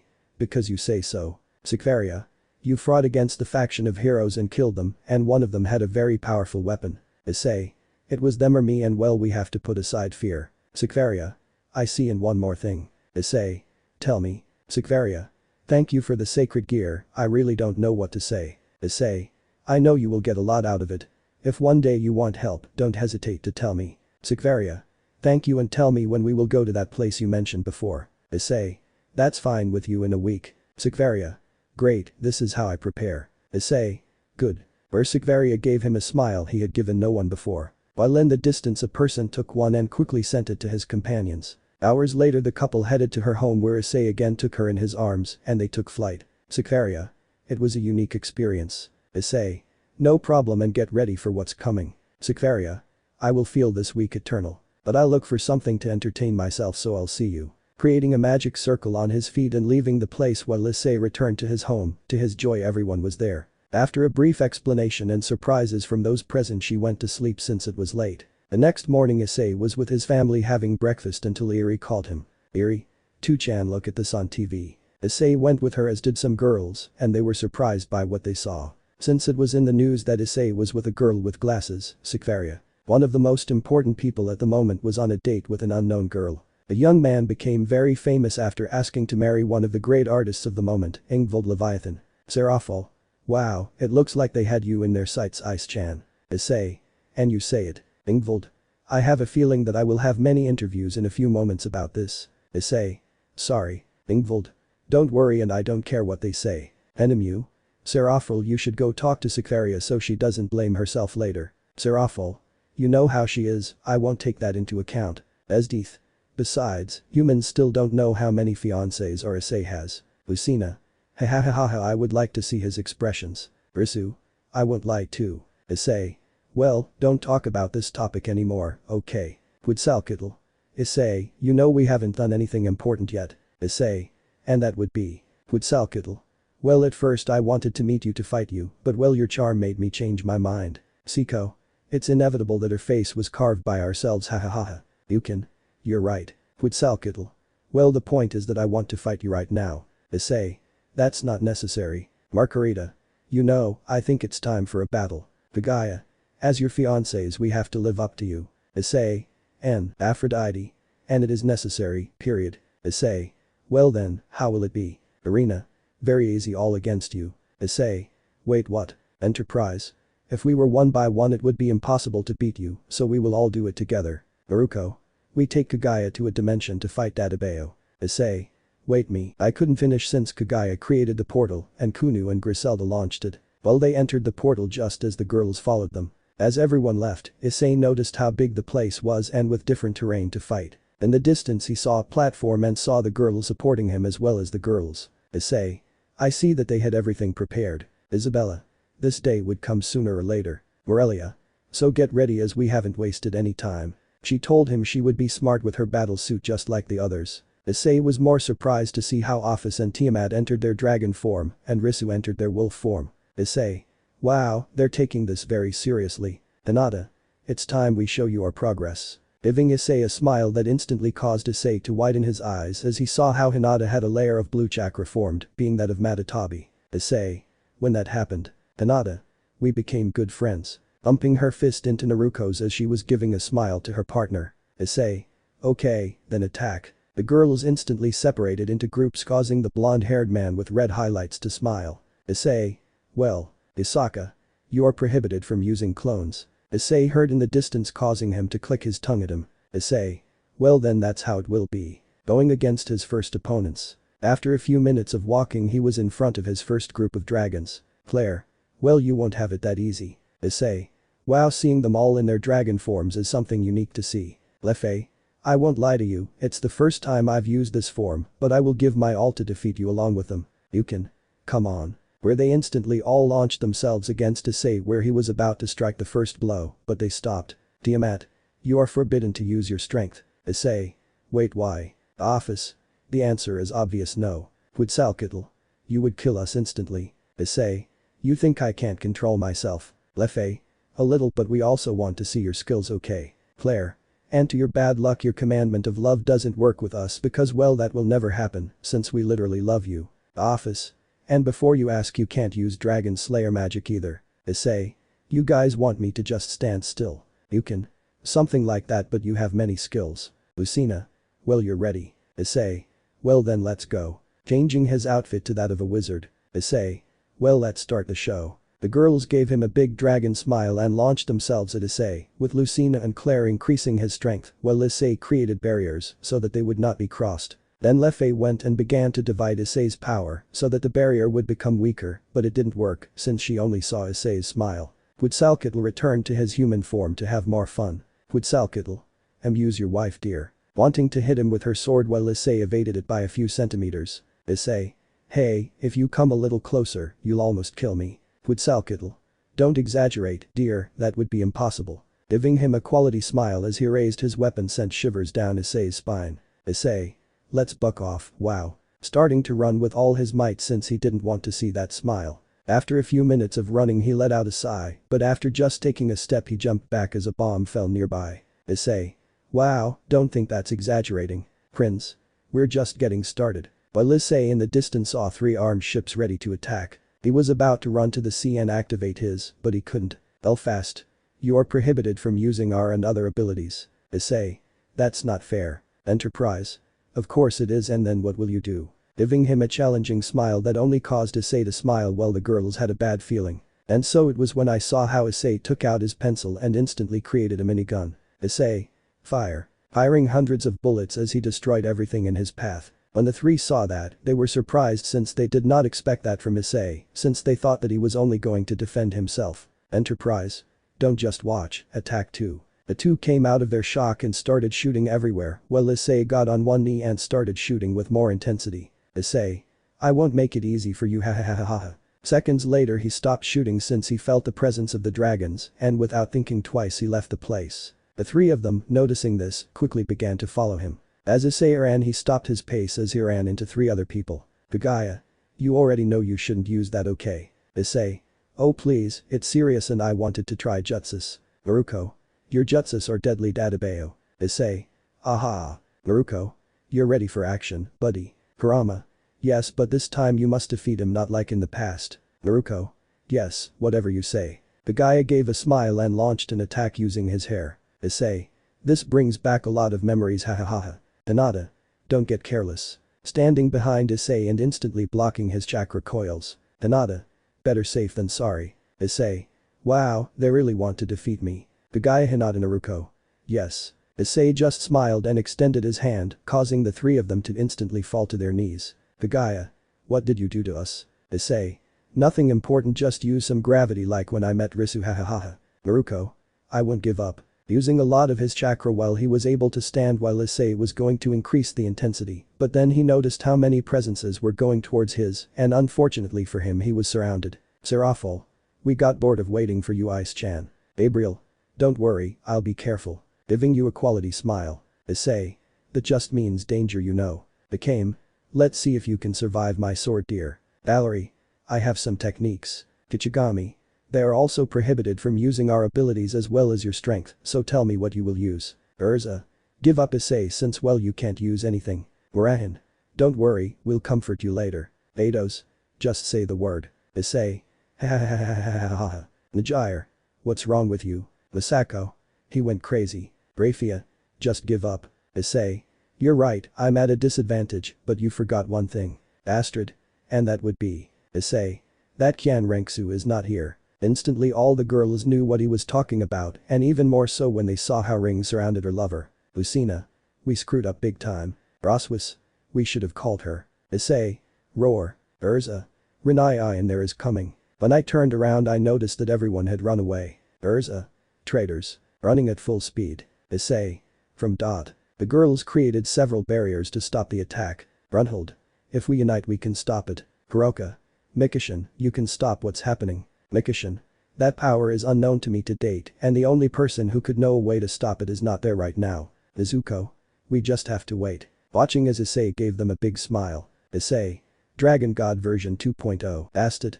When I improve so much. Ursu. Maybe I heard wrong. But Issei 2.0. Just after finishing saying those words, the entire group of girls felt a great amount of power where they did everything possible to defend themselves. Kagaya sent a portion of Issei's power to another dimension, but it didn't help much. Minutes later they all looked at each other and nodded. Lefei. We surrender. Issei stopped his attack and gave them a big smile that none of them liked. Issei. I beat them, ha ha ha ha ha. Mocha. It's not fair. Ingvald. It's true, we had forgotten that you had that. Issei. A loss is a loss, so sleep with it. Extending her arms to him as a group of girls came to hug him. Liza. You're the best, Oni-chan. Claire. Better than me. Liza. Yes. Claire instantly fell to her knees while the rest of her comforted her and let the girls enjoy being with her father. Minutes later the group returned home and sent Issei to cook his punishment. While Issei was cooking she felt something strange and without anyone noticing she created a clone and left the house. He walked a few blocks and when he was close to a fell, he noticed how a portal opened and a group came out that surprised Issei a little. But when the group saw it, they were surprised since they did not expect to see that. Issei just gave them a smile. Chap. 14. They had passed since the group received their visitor and Issei helped train another version of himself alongside Natsu. Just like the girls helped those who accompanied the visitor. Issei. They were long days. Griselda. You had no compassion for the boy. Issei.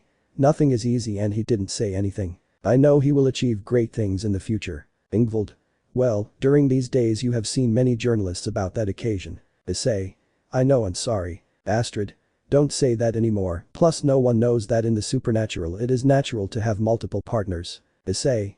But. Serafal. But nothing. Najir. Issei, can I ask you a favor? Issei. Sure, tell me. Najir. Someday we can go to my dimension, I want to know how things are going. He was about to respond, but then he heard a cry of joy from Eri. Eri. I want to go too. Issei saw Kunu and she quickly understood and took the rest of the girls away. Issei. You know Najir, I promised to take you in the past, but I didn't for a reason. Najir. Something bad is happening. Issei. Not so much, but right now there are a lot of battles and well Midoriya is the center of that. Najir. Like he was someone very happy. Issei. To protect your loved ones there will be a time when you will have to take the role of a villain. Najir.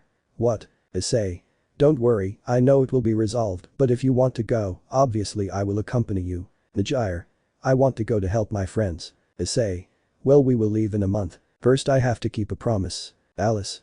To whom? Issei just gave them a smile and created a magic circle on his feet and left the place. The girls just let out a sigh because of how he always acts, so everyone took it different. Xmino plus Najir who went to train. Issei, for his part, arrived at the underworld and walked a little until he reached the Ager's territory, where he knocked on the door that was opened by a black-haired boy in a butler's suit. Issei.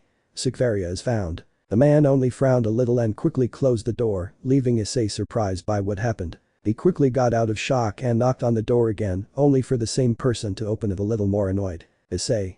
Something's wrong. She's not here, especially not for someone like you. Issei. I just want to talk to her. Get out of here. You know I don't like you, and the truth is I don't care that everyone loves you and says good things about you. Issei. Get to the point. She won't hang out with a womanizer like you who only goes around looking for partners to show off. Issei. But what are you saying? Go the good way or it will be the bad way. Issei. I'll stay and wait. He was serious, but just as he finished saying those words the man hit him in the face, sending him flying away, where he then grabbed his foot and threw him behind the patio. Issei for his part just let everything happen since he honestly had no intention of fighting. He slowly got up from sleep only to see in front of him the person he was looking for reading a book. Saria for her part didn't know what to say about the entrance Issei made, but she put him aside and extended her hand to help him pick him up. Saria. What kind of entrance was that? Issei. One of a kind. So don't use it, okay? Saria. Keep it up, I won't do it. Issei just smiled at her and was about to respond, but not before receiving a blow from the butler that left the green-haired girl surprised, of course. Saria. What the hell is wrong with you, Olivian? She told him that she was upset knowing what happened in front of her eyes. Olivian. As her queen I make sure that people like him don't get close to you. Saria. You know I hate it when people interfere in my personal life. Olivian. He is a womanizer, he is only going to play with you, and I will not allow that. Saria. Don't even talk nonsense, you don't know anything about him. So get out of here before my temper reaches its limit. Olivian better not say anything and she left the place. Saria quickly turned around only to see Issei in the same spot as before. He was about to say something, but Saria lowered her head to apologize. Issei. Don't do that, the truth is you have good friends because they care about you. Saria. He is always like that, especially when he knows about the photo. Issei. I imagine that's why you have more problems. Saria. Don't take it seriously, after all, no one has come since they don't have the courage to confront me. Issei. Because it will be. Saria. That's what I'm wondering. Where they both let out a light laugh at what they were saying. Issei. Saria, we're leaving. Saria. Seriously, it's today. Issei. Yup, since I have nothing else to do. Saria. And the Cows Brigade. Issei. The last time I saw Rizevim I was in charge of giving him a gift and well I imagine that right now he must be suffering. Saria. Wow, and how? Issei. Don't worry about it and let's go, but not before asking your parents for permission. Saria. It won't be necessary. Issei. Where are they? Saria. In the living room I suppose. Issei just started walking where Saria followed him and after a few minutes he reached his destination and knocked on the door until they let him in. There she saw the couple having tea. Issei. I'll take your daughter. Just after saying those words the couple spit out the tea. Issei. I think I used the wrong words, hahaha. While he scratched the back of his head, Saria on the other hand was as red as a tomato upon hearing such a statement. Lord Agers. What do you mean? Issei. We'll go on a trip to see Mecha. Lady Agers. I'm surprised anyone else knows, daughter. Xenovia. Seraful Sama told you. Lord Agares. How long will it take? Issei. Not much I think. Lady Agares. You have my permission, I know that she will be in good hands. Plus I'm glad she's out of the house. Lord Agares. I think the same. Issei. Good. Bolivian. I will also go as her queen, I must be at her side. Xenovia. No, and it is not under discussion. And without saying more he took Issei's hand and left the room while he said goodbye to the couple. When they left the mansion they walked a little until they stopped. Xenovia. Well, which country will we go to since, no matter how I investigate, there is no conversion. Issei. Tell me Xenovia what kind of Gundam you want. Xenovia. What's that about? Issei. Just tell me. Xenovia. Well, to your question, one who is capable of fighting and defending himself. Issei. Do you have any idea what he is like? Xenovia. Since I was a child I have had it in mind, but I have not been able to make progress. Letting out a sigh as he said that, Issei approached her and placed his forehead against hers, making Xenovia almost faint from her surprise and from how close he was to her. Second after her Issei separated from her and gave her a smile. Issei. Well, we're leaving. Xenovia. Where? She said it calmer while she fixed her glasses. Issei just gave her a smile and opened a portal, surprising Xenovia, and before she mentioned anything about her, he took her by the hand and they entered the portal. Before leaving her, Issei dressed her in a suit that surprised her since it fit her perfectly. Issei. You like it? Xenovia. Yes and thank you, but where are we going? Issei. Well, our mechas are being built right now so we'll go fight. Activating your combat action. Xenovia. Because yours is different. Issei.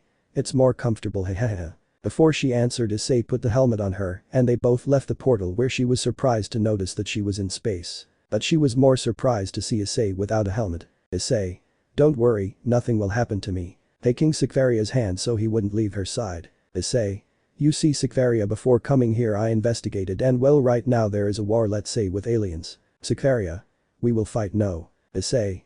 If you don't want it. Xenovia. Bombias of course I will. Issei.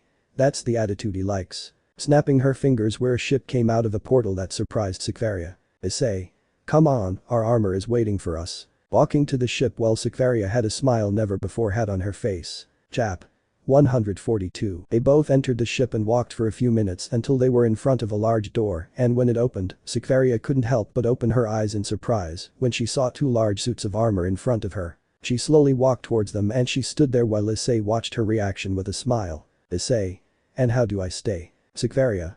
She is beautiful. Turning around to give Issei a hug, she surprised him at first, but she accepted it. Seconds later they separated from the hug.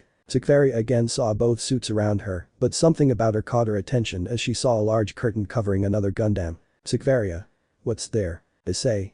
It's a prototype, maybe it will be finished in a few days. Well, go to yours and put your hand on it. Without saying anything, she took the path and when she was in front of Gundam, she placed her hand, causing the great armor to instantly fall to its knees and the cabin to open. Issei. It's easy to use Xenovia since the armor will respond to your feelings. If you want to fight the armor I will obviously do it, but if you don't want it, she will take you to a safe place. Xenovia. I see, thank you. Issei.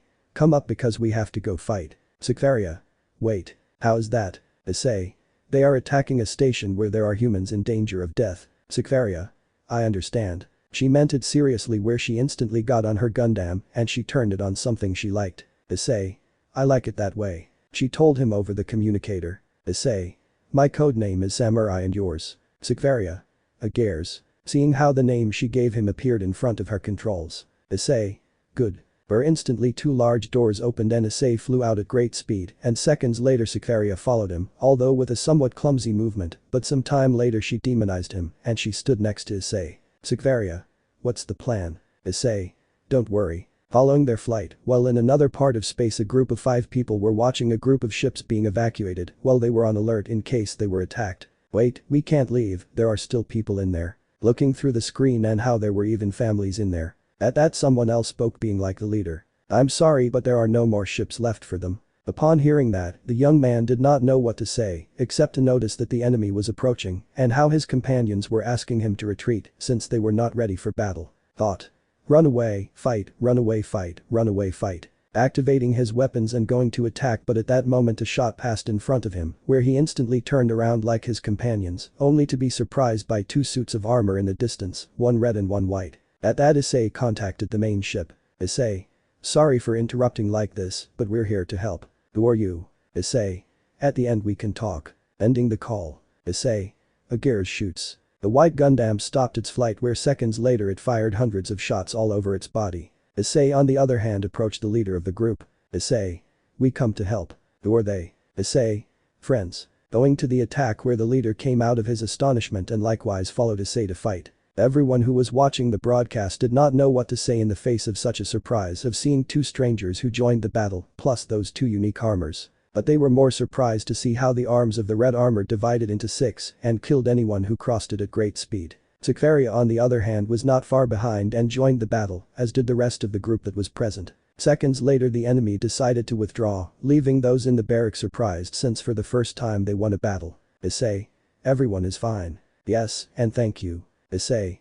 No problem. Minutes later her ship appeared where Issei and Saria went to it, as well as the group to their respective ship. Half an hour later both ships were side by side where Issei and company went to the other ship. When the door opened, they both noticed many people while they were surprised to see two young men, but some girls present couldn't help but blush when they saw Issei. Issei. Hello everyone, my name is Igarashi Issei, and this is my partner Saria Agears. For her part, she only bowed slightly with her usual look. I see, but where are they from since we didn't know that more people would come to help? Issei. We can talk about that in private if you don't mind. The man was still standing there where he raised his cane a little and hit it where everyone understood that they had to leave, except for a group that stayed there. Issei. Well, we come from another planet that was invaded by the same enemies that you have now. For real? Wow. The boy with glasses said. Issei.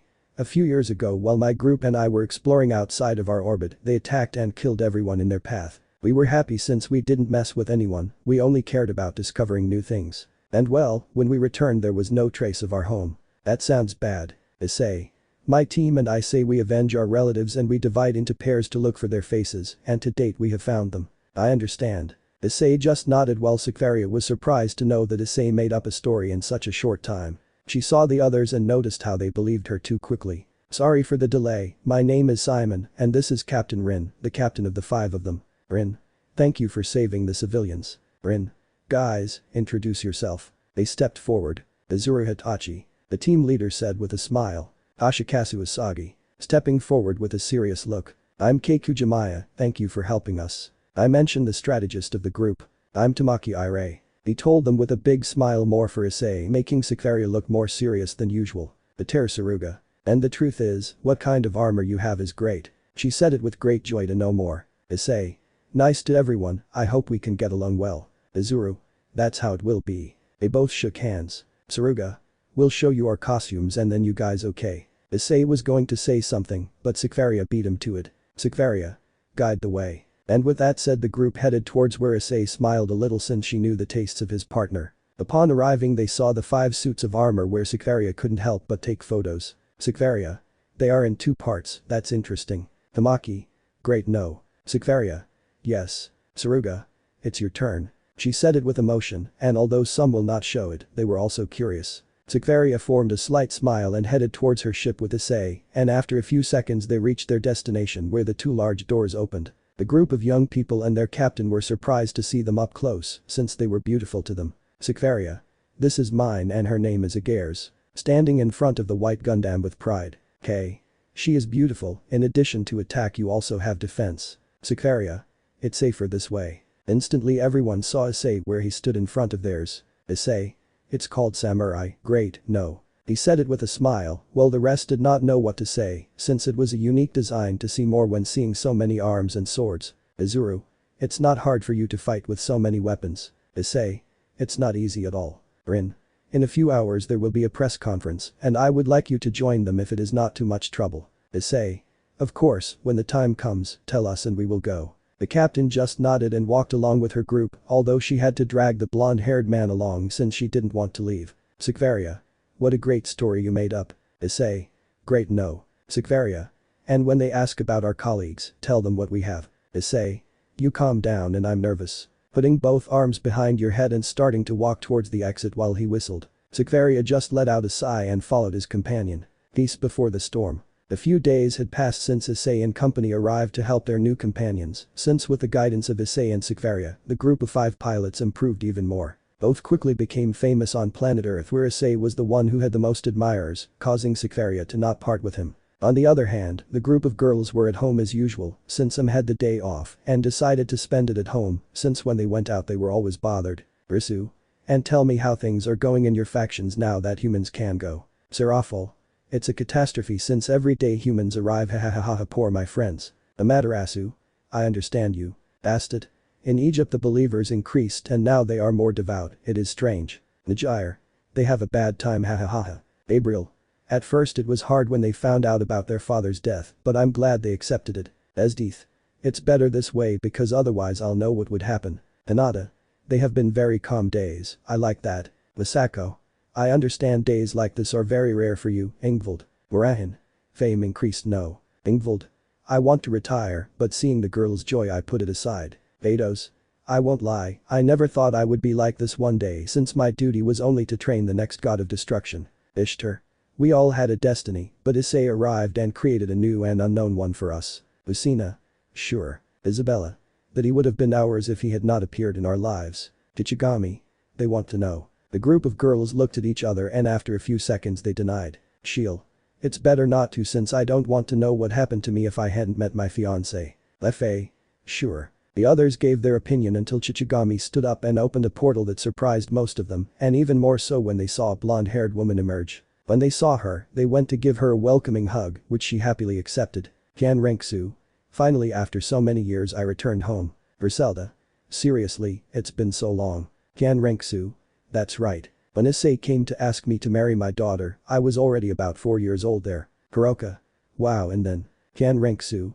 About 10 more years since some exams were long but in the end I obtained the title of a god king. She said it with a smile and pride since she had the same title as her partner. Griselda.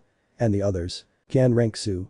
The war against the spiritual office came and I joined Tang San and his group which surprised the spiritual office, but I didn't care. Bai Dong gained a lot of power, but in the end we won. Mocha.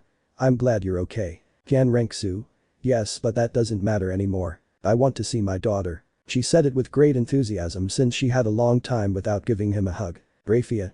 She is at the academy but she will be out in a few minutes. Kan Renksu. And Issei. Office. She went with Sikvaria to another dimension, not even Chichigami knows where they are. Kan Renksu. And I wanted to give him a lot of kisses. Letting out a sigh where some girls laughed at what she said. Kan Renksu. What's wrong? Griselda.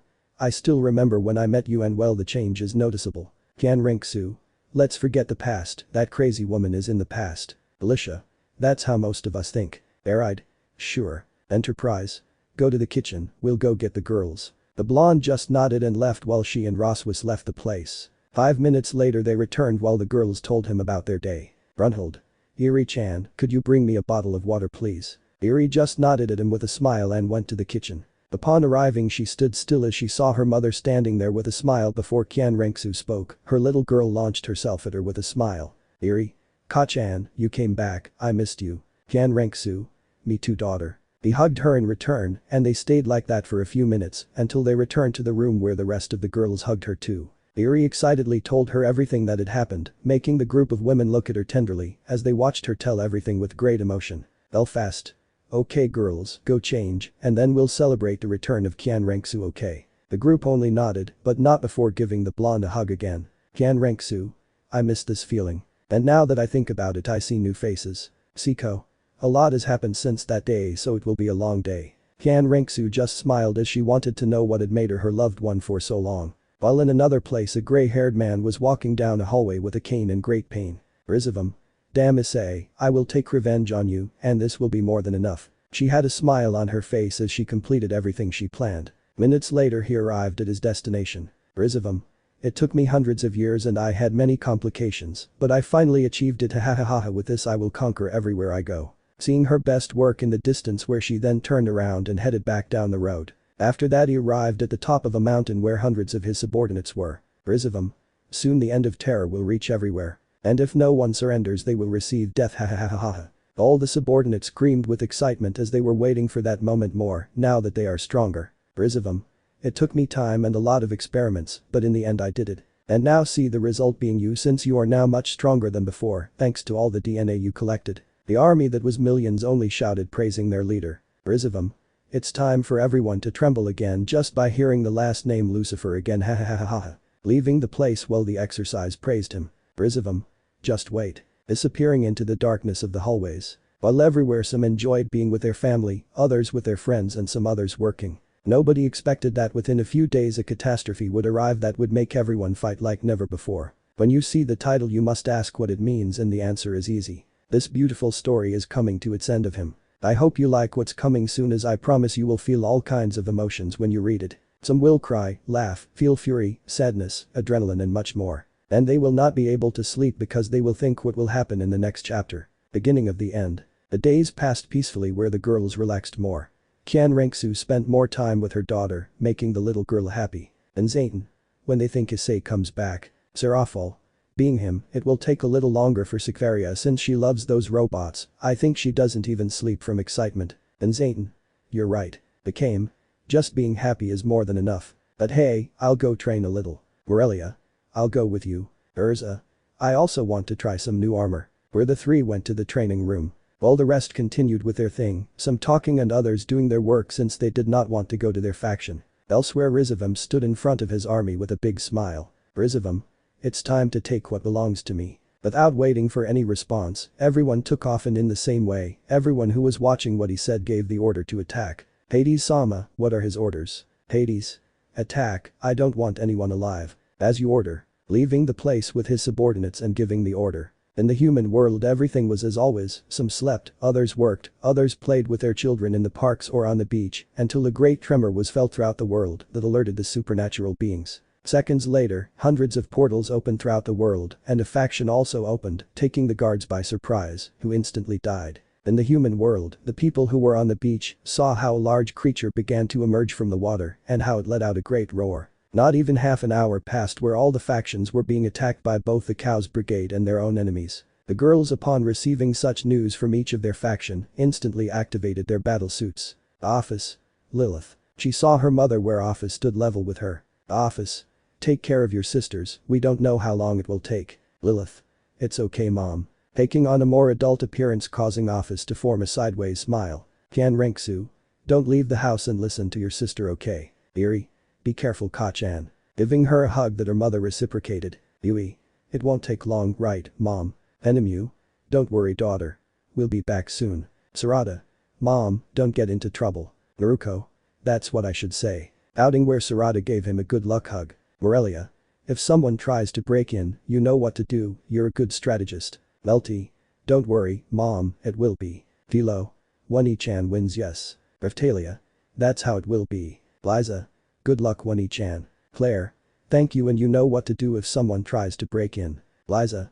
I will protect my sisters. Little by little each girl gave advice to the girls, where at the end Naruko, Hinata and Kagaya created a protection seal in the house, and then each girl put up a barrier as a precaution. Once outside the house they divided into groups. Mikishin. Enterprise, Belfast and Prince, you go to see and destroy that creature. The three nodded and were instantly teleported. Athena. I'll go to Olympus since I haven't received a response for a few minutes. Mikishin.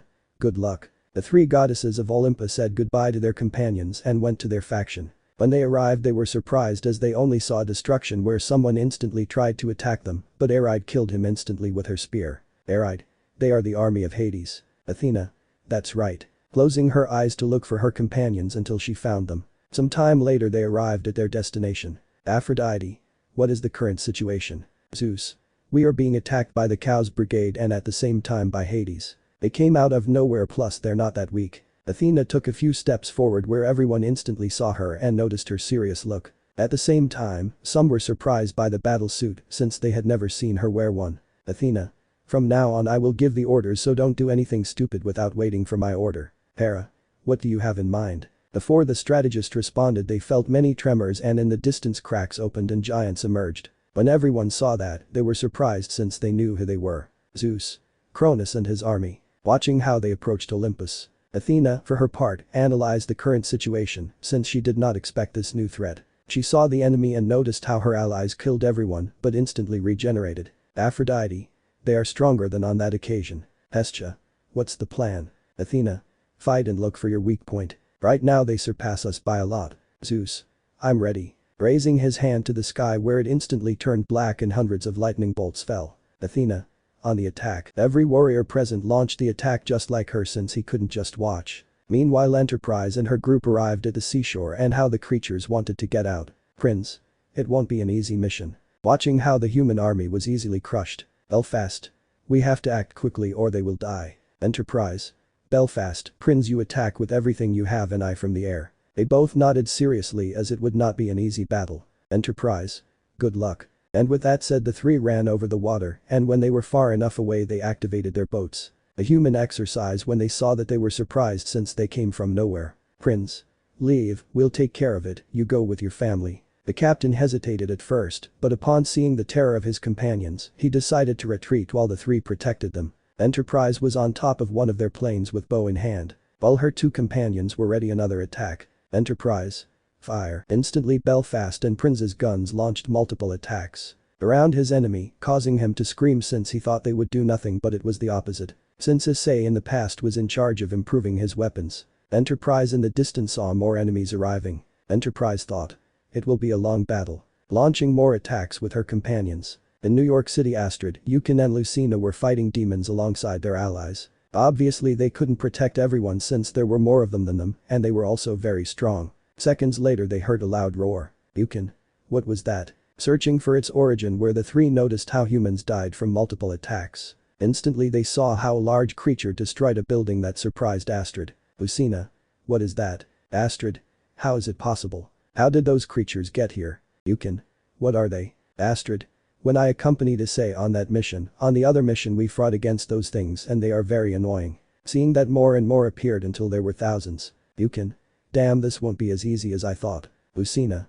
There is no other option. It's time for action. Her companions nodded and launched the attack like the rest. An even bigger fight was taking place in the underworld as Rizevim wanted to take that place first. Tannen.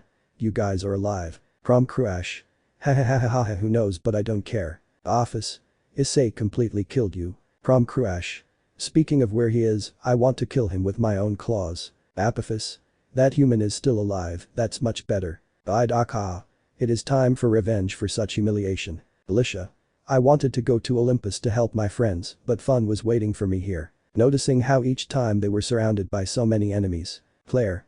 It won't be as easy as I thought. Tiamat. You are right, but we have to help our companions, and my duty as one of the 5 Dragon Kings is to protect my race. Launching into the attack like the rest. Seraphil along with another group were fighting and at the same time defending the weak. Isabella. They are stronger than before, like hell, they improved so much. Seraphil. I have no idea, but it's not time to look for how. Nezuko. We have to finish this quickly and help the rest. The two nodded and went with greater speed to the attack. Ichigami for her part went to her palace because she didn't like something, and when she found out what was happening, she was shocked because she didn't expect such a thing. Ichigami. If this continues like this they will arrive in a short time and it is all that demon's fault. Squeezing his staff where he instantly opened a portal to communicate, but after taking a few steps she felt like the enemy had arrived. Ichigami. It's already late. Going to look for his companions. While Rizevim had a big smile on her face when she noticed that her allies arrived. Rizevim. It's time for the show to start. Endless fights in M. A week had passed since the enemy invaded all the factions where they, without options, could only defend themselves. On this occasion, even the leaders and patriarch of each clan joined the battle to protect their home. The girls, for their part, took turns going to visit the girls for at least a few minutes. Who knew? There is no end to this where they come from. She said it a little tired since she did not expect there to be so many. Isaka was about to answer until she heard a voice that she hated with everything she was. How about we have fun? Isaka. Part of me thought you were going to show up. She told him that she was upset when she saw that man with a smile near her. Raftalia. You're not alone. Drawing the sword from her and ready for the attack. Isaka formed a slight smile and launched the attack just like her companions. Elsewhere Isabella was with Irina fighting every being that came their way until they were all killed. Irina fell to the ground on her knees as she was reaching her limit. Isabella. Rest a little, I'll take care of you. Irina. Thank you and sorry. Isabella. Don't worry. And it is normal that you feel this way since we have fought for days in a row. Irina. Where do so many come from? If we continue like this we won't get very far. Isabella. I know. Where she stood she was instantly serious and Irina, with the little strength she had, stood up and pointed her sword at every enemy that had them surrounded. Isabella, upon seeing that, took out her wings where, upon being at the top of her, a great sword was summoned behind her. Isabella. Die trash. Launching the great attack that destroyed everything in her path, she finally took Irina to leave the place. Mikashin on the other hand, since she was upset to kill so many, since just by snapping her fingers, they died instantly. Betos. If we don't find the place where they come from, it's no use fighting. Margarita. We already searched everywhere, but that idiot knows how to hide. Besides, these weaklings won't say anything. Mikashin. We have to keep searching, that is our mission. Turning around to continue, but then a portal opened from which Shichigami emerged with a serious look that surprised the three, since it was strange for her to be like that. Betos. Something's wrong. Shichigami. Some enemies arrived that I never thought would come to this place. Mikashin. Who? Shichigami. High-level gods. I was in charge of keeping them away, but they found a way to get here, and if my assumptions are true, it is that Rizevim has something to do with it. Mikashin. How strong they are. Shichigami. It is difficult for me to measure their level currently, but I am sure of one thing, and that is that neither Great Red nor Office are rivals for them. Betos. That's not good. Shichigami. That's why I came with you, since I know you can handle them. But be careful, and even more so with your leader. He is someone very ruthless towards his enemies. His name is Malvezzo. Mikashin. Don't worry, we'll stop him. Shichigami. I trust you and don't trust him anymore with your brothers. The three nodded and left the place. Shichigami for her part went to help the others since she couldn't just watch. In Asgard things were bad because since the enemy attacked they were surrounded by their worst enemies. Odin's surprise was to see his son Loki alive again with his children. But Loki was not the same since his gaze only showed hatred towards everyone he crossed. Odin. Defend the civilians. Odin-sama, if we continue like this we won't be able to last that long. We need help. Odin. I know, but the other factions are being attacked too. Everyone is having their battle and some are taking care of the humans since not even they are safe. Thor. My daughter is fighting non-stop, so don't complain and fight until you drop. Everyone looked at each other and nodded seriously. Brunhild. We are not going to give up. Rossweisse. We have to fight, Issei won't always save us. Upon hearing that, everyone nodded and everyone took an attack position. Odin saw his sons and friends surrounding him where he climbed onto his horse and pointed his spear at the enemy. Odin. For Asgard. Instantly he launched himself into the attack. Soldiers. For Asgard. Following their leader without fear of death as they wanted to protect their home. Of all the factions, the one in the worst condition was the underworld due to its thousands of enemies and fewer soldiers. Both Naruko and Hinata were in their Bijuu mode, killing everyone they came across. Naruko. Hinata, you should rest, I'll take care of your sword. Yes. Hinata. We are sisters and that won't happen, I won't leave you alone. Naruko. Don't worry, I have my partner on my side. Hinata. We grew up together and we will fight together. The blonde just gave her a smile where then they both created a Bijuu lady that she turned into a large dragon that she killed instantly. In the Aztec faction everything was destruction as they fought with every enemy race that had arrived. Lord, if we continue like this we will not be able to endure it any longer. We have no choice, no one is available, everyone has their own problems. Hitting the table instantly destroyed it because of how frustrated he was as his colleagues and friends were being quickly killed. Quetzalcoatl. I'll go to the front too. Stay here to take care of the civilians. Quetzalcoatl. I'm tired of doing it and my friends are there too. If I stay here I won't do much. Yesterday you came back from fighting after so many days and so you want to leave again. Quetzalcoatl. I will fight until the end. He said it with determination where then he turned around and left the base without paying attention to the words of his leader. Seconds later she called to his battle companion where he jumped and went to the front of the battle. Once he was close, he launched himself, falling into the middle of every enemy who killed them with their own fists. His companions, seeing his determination, also went to the attack with more fury. Hours later everyone was tired from fighting so much. Quetzalcoatl.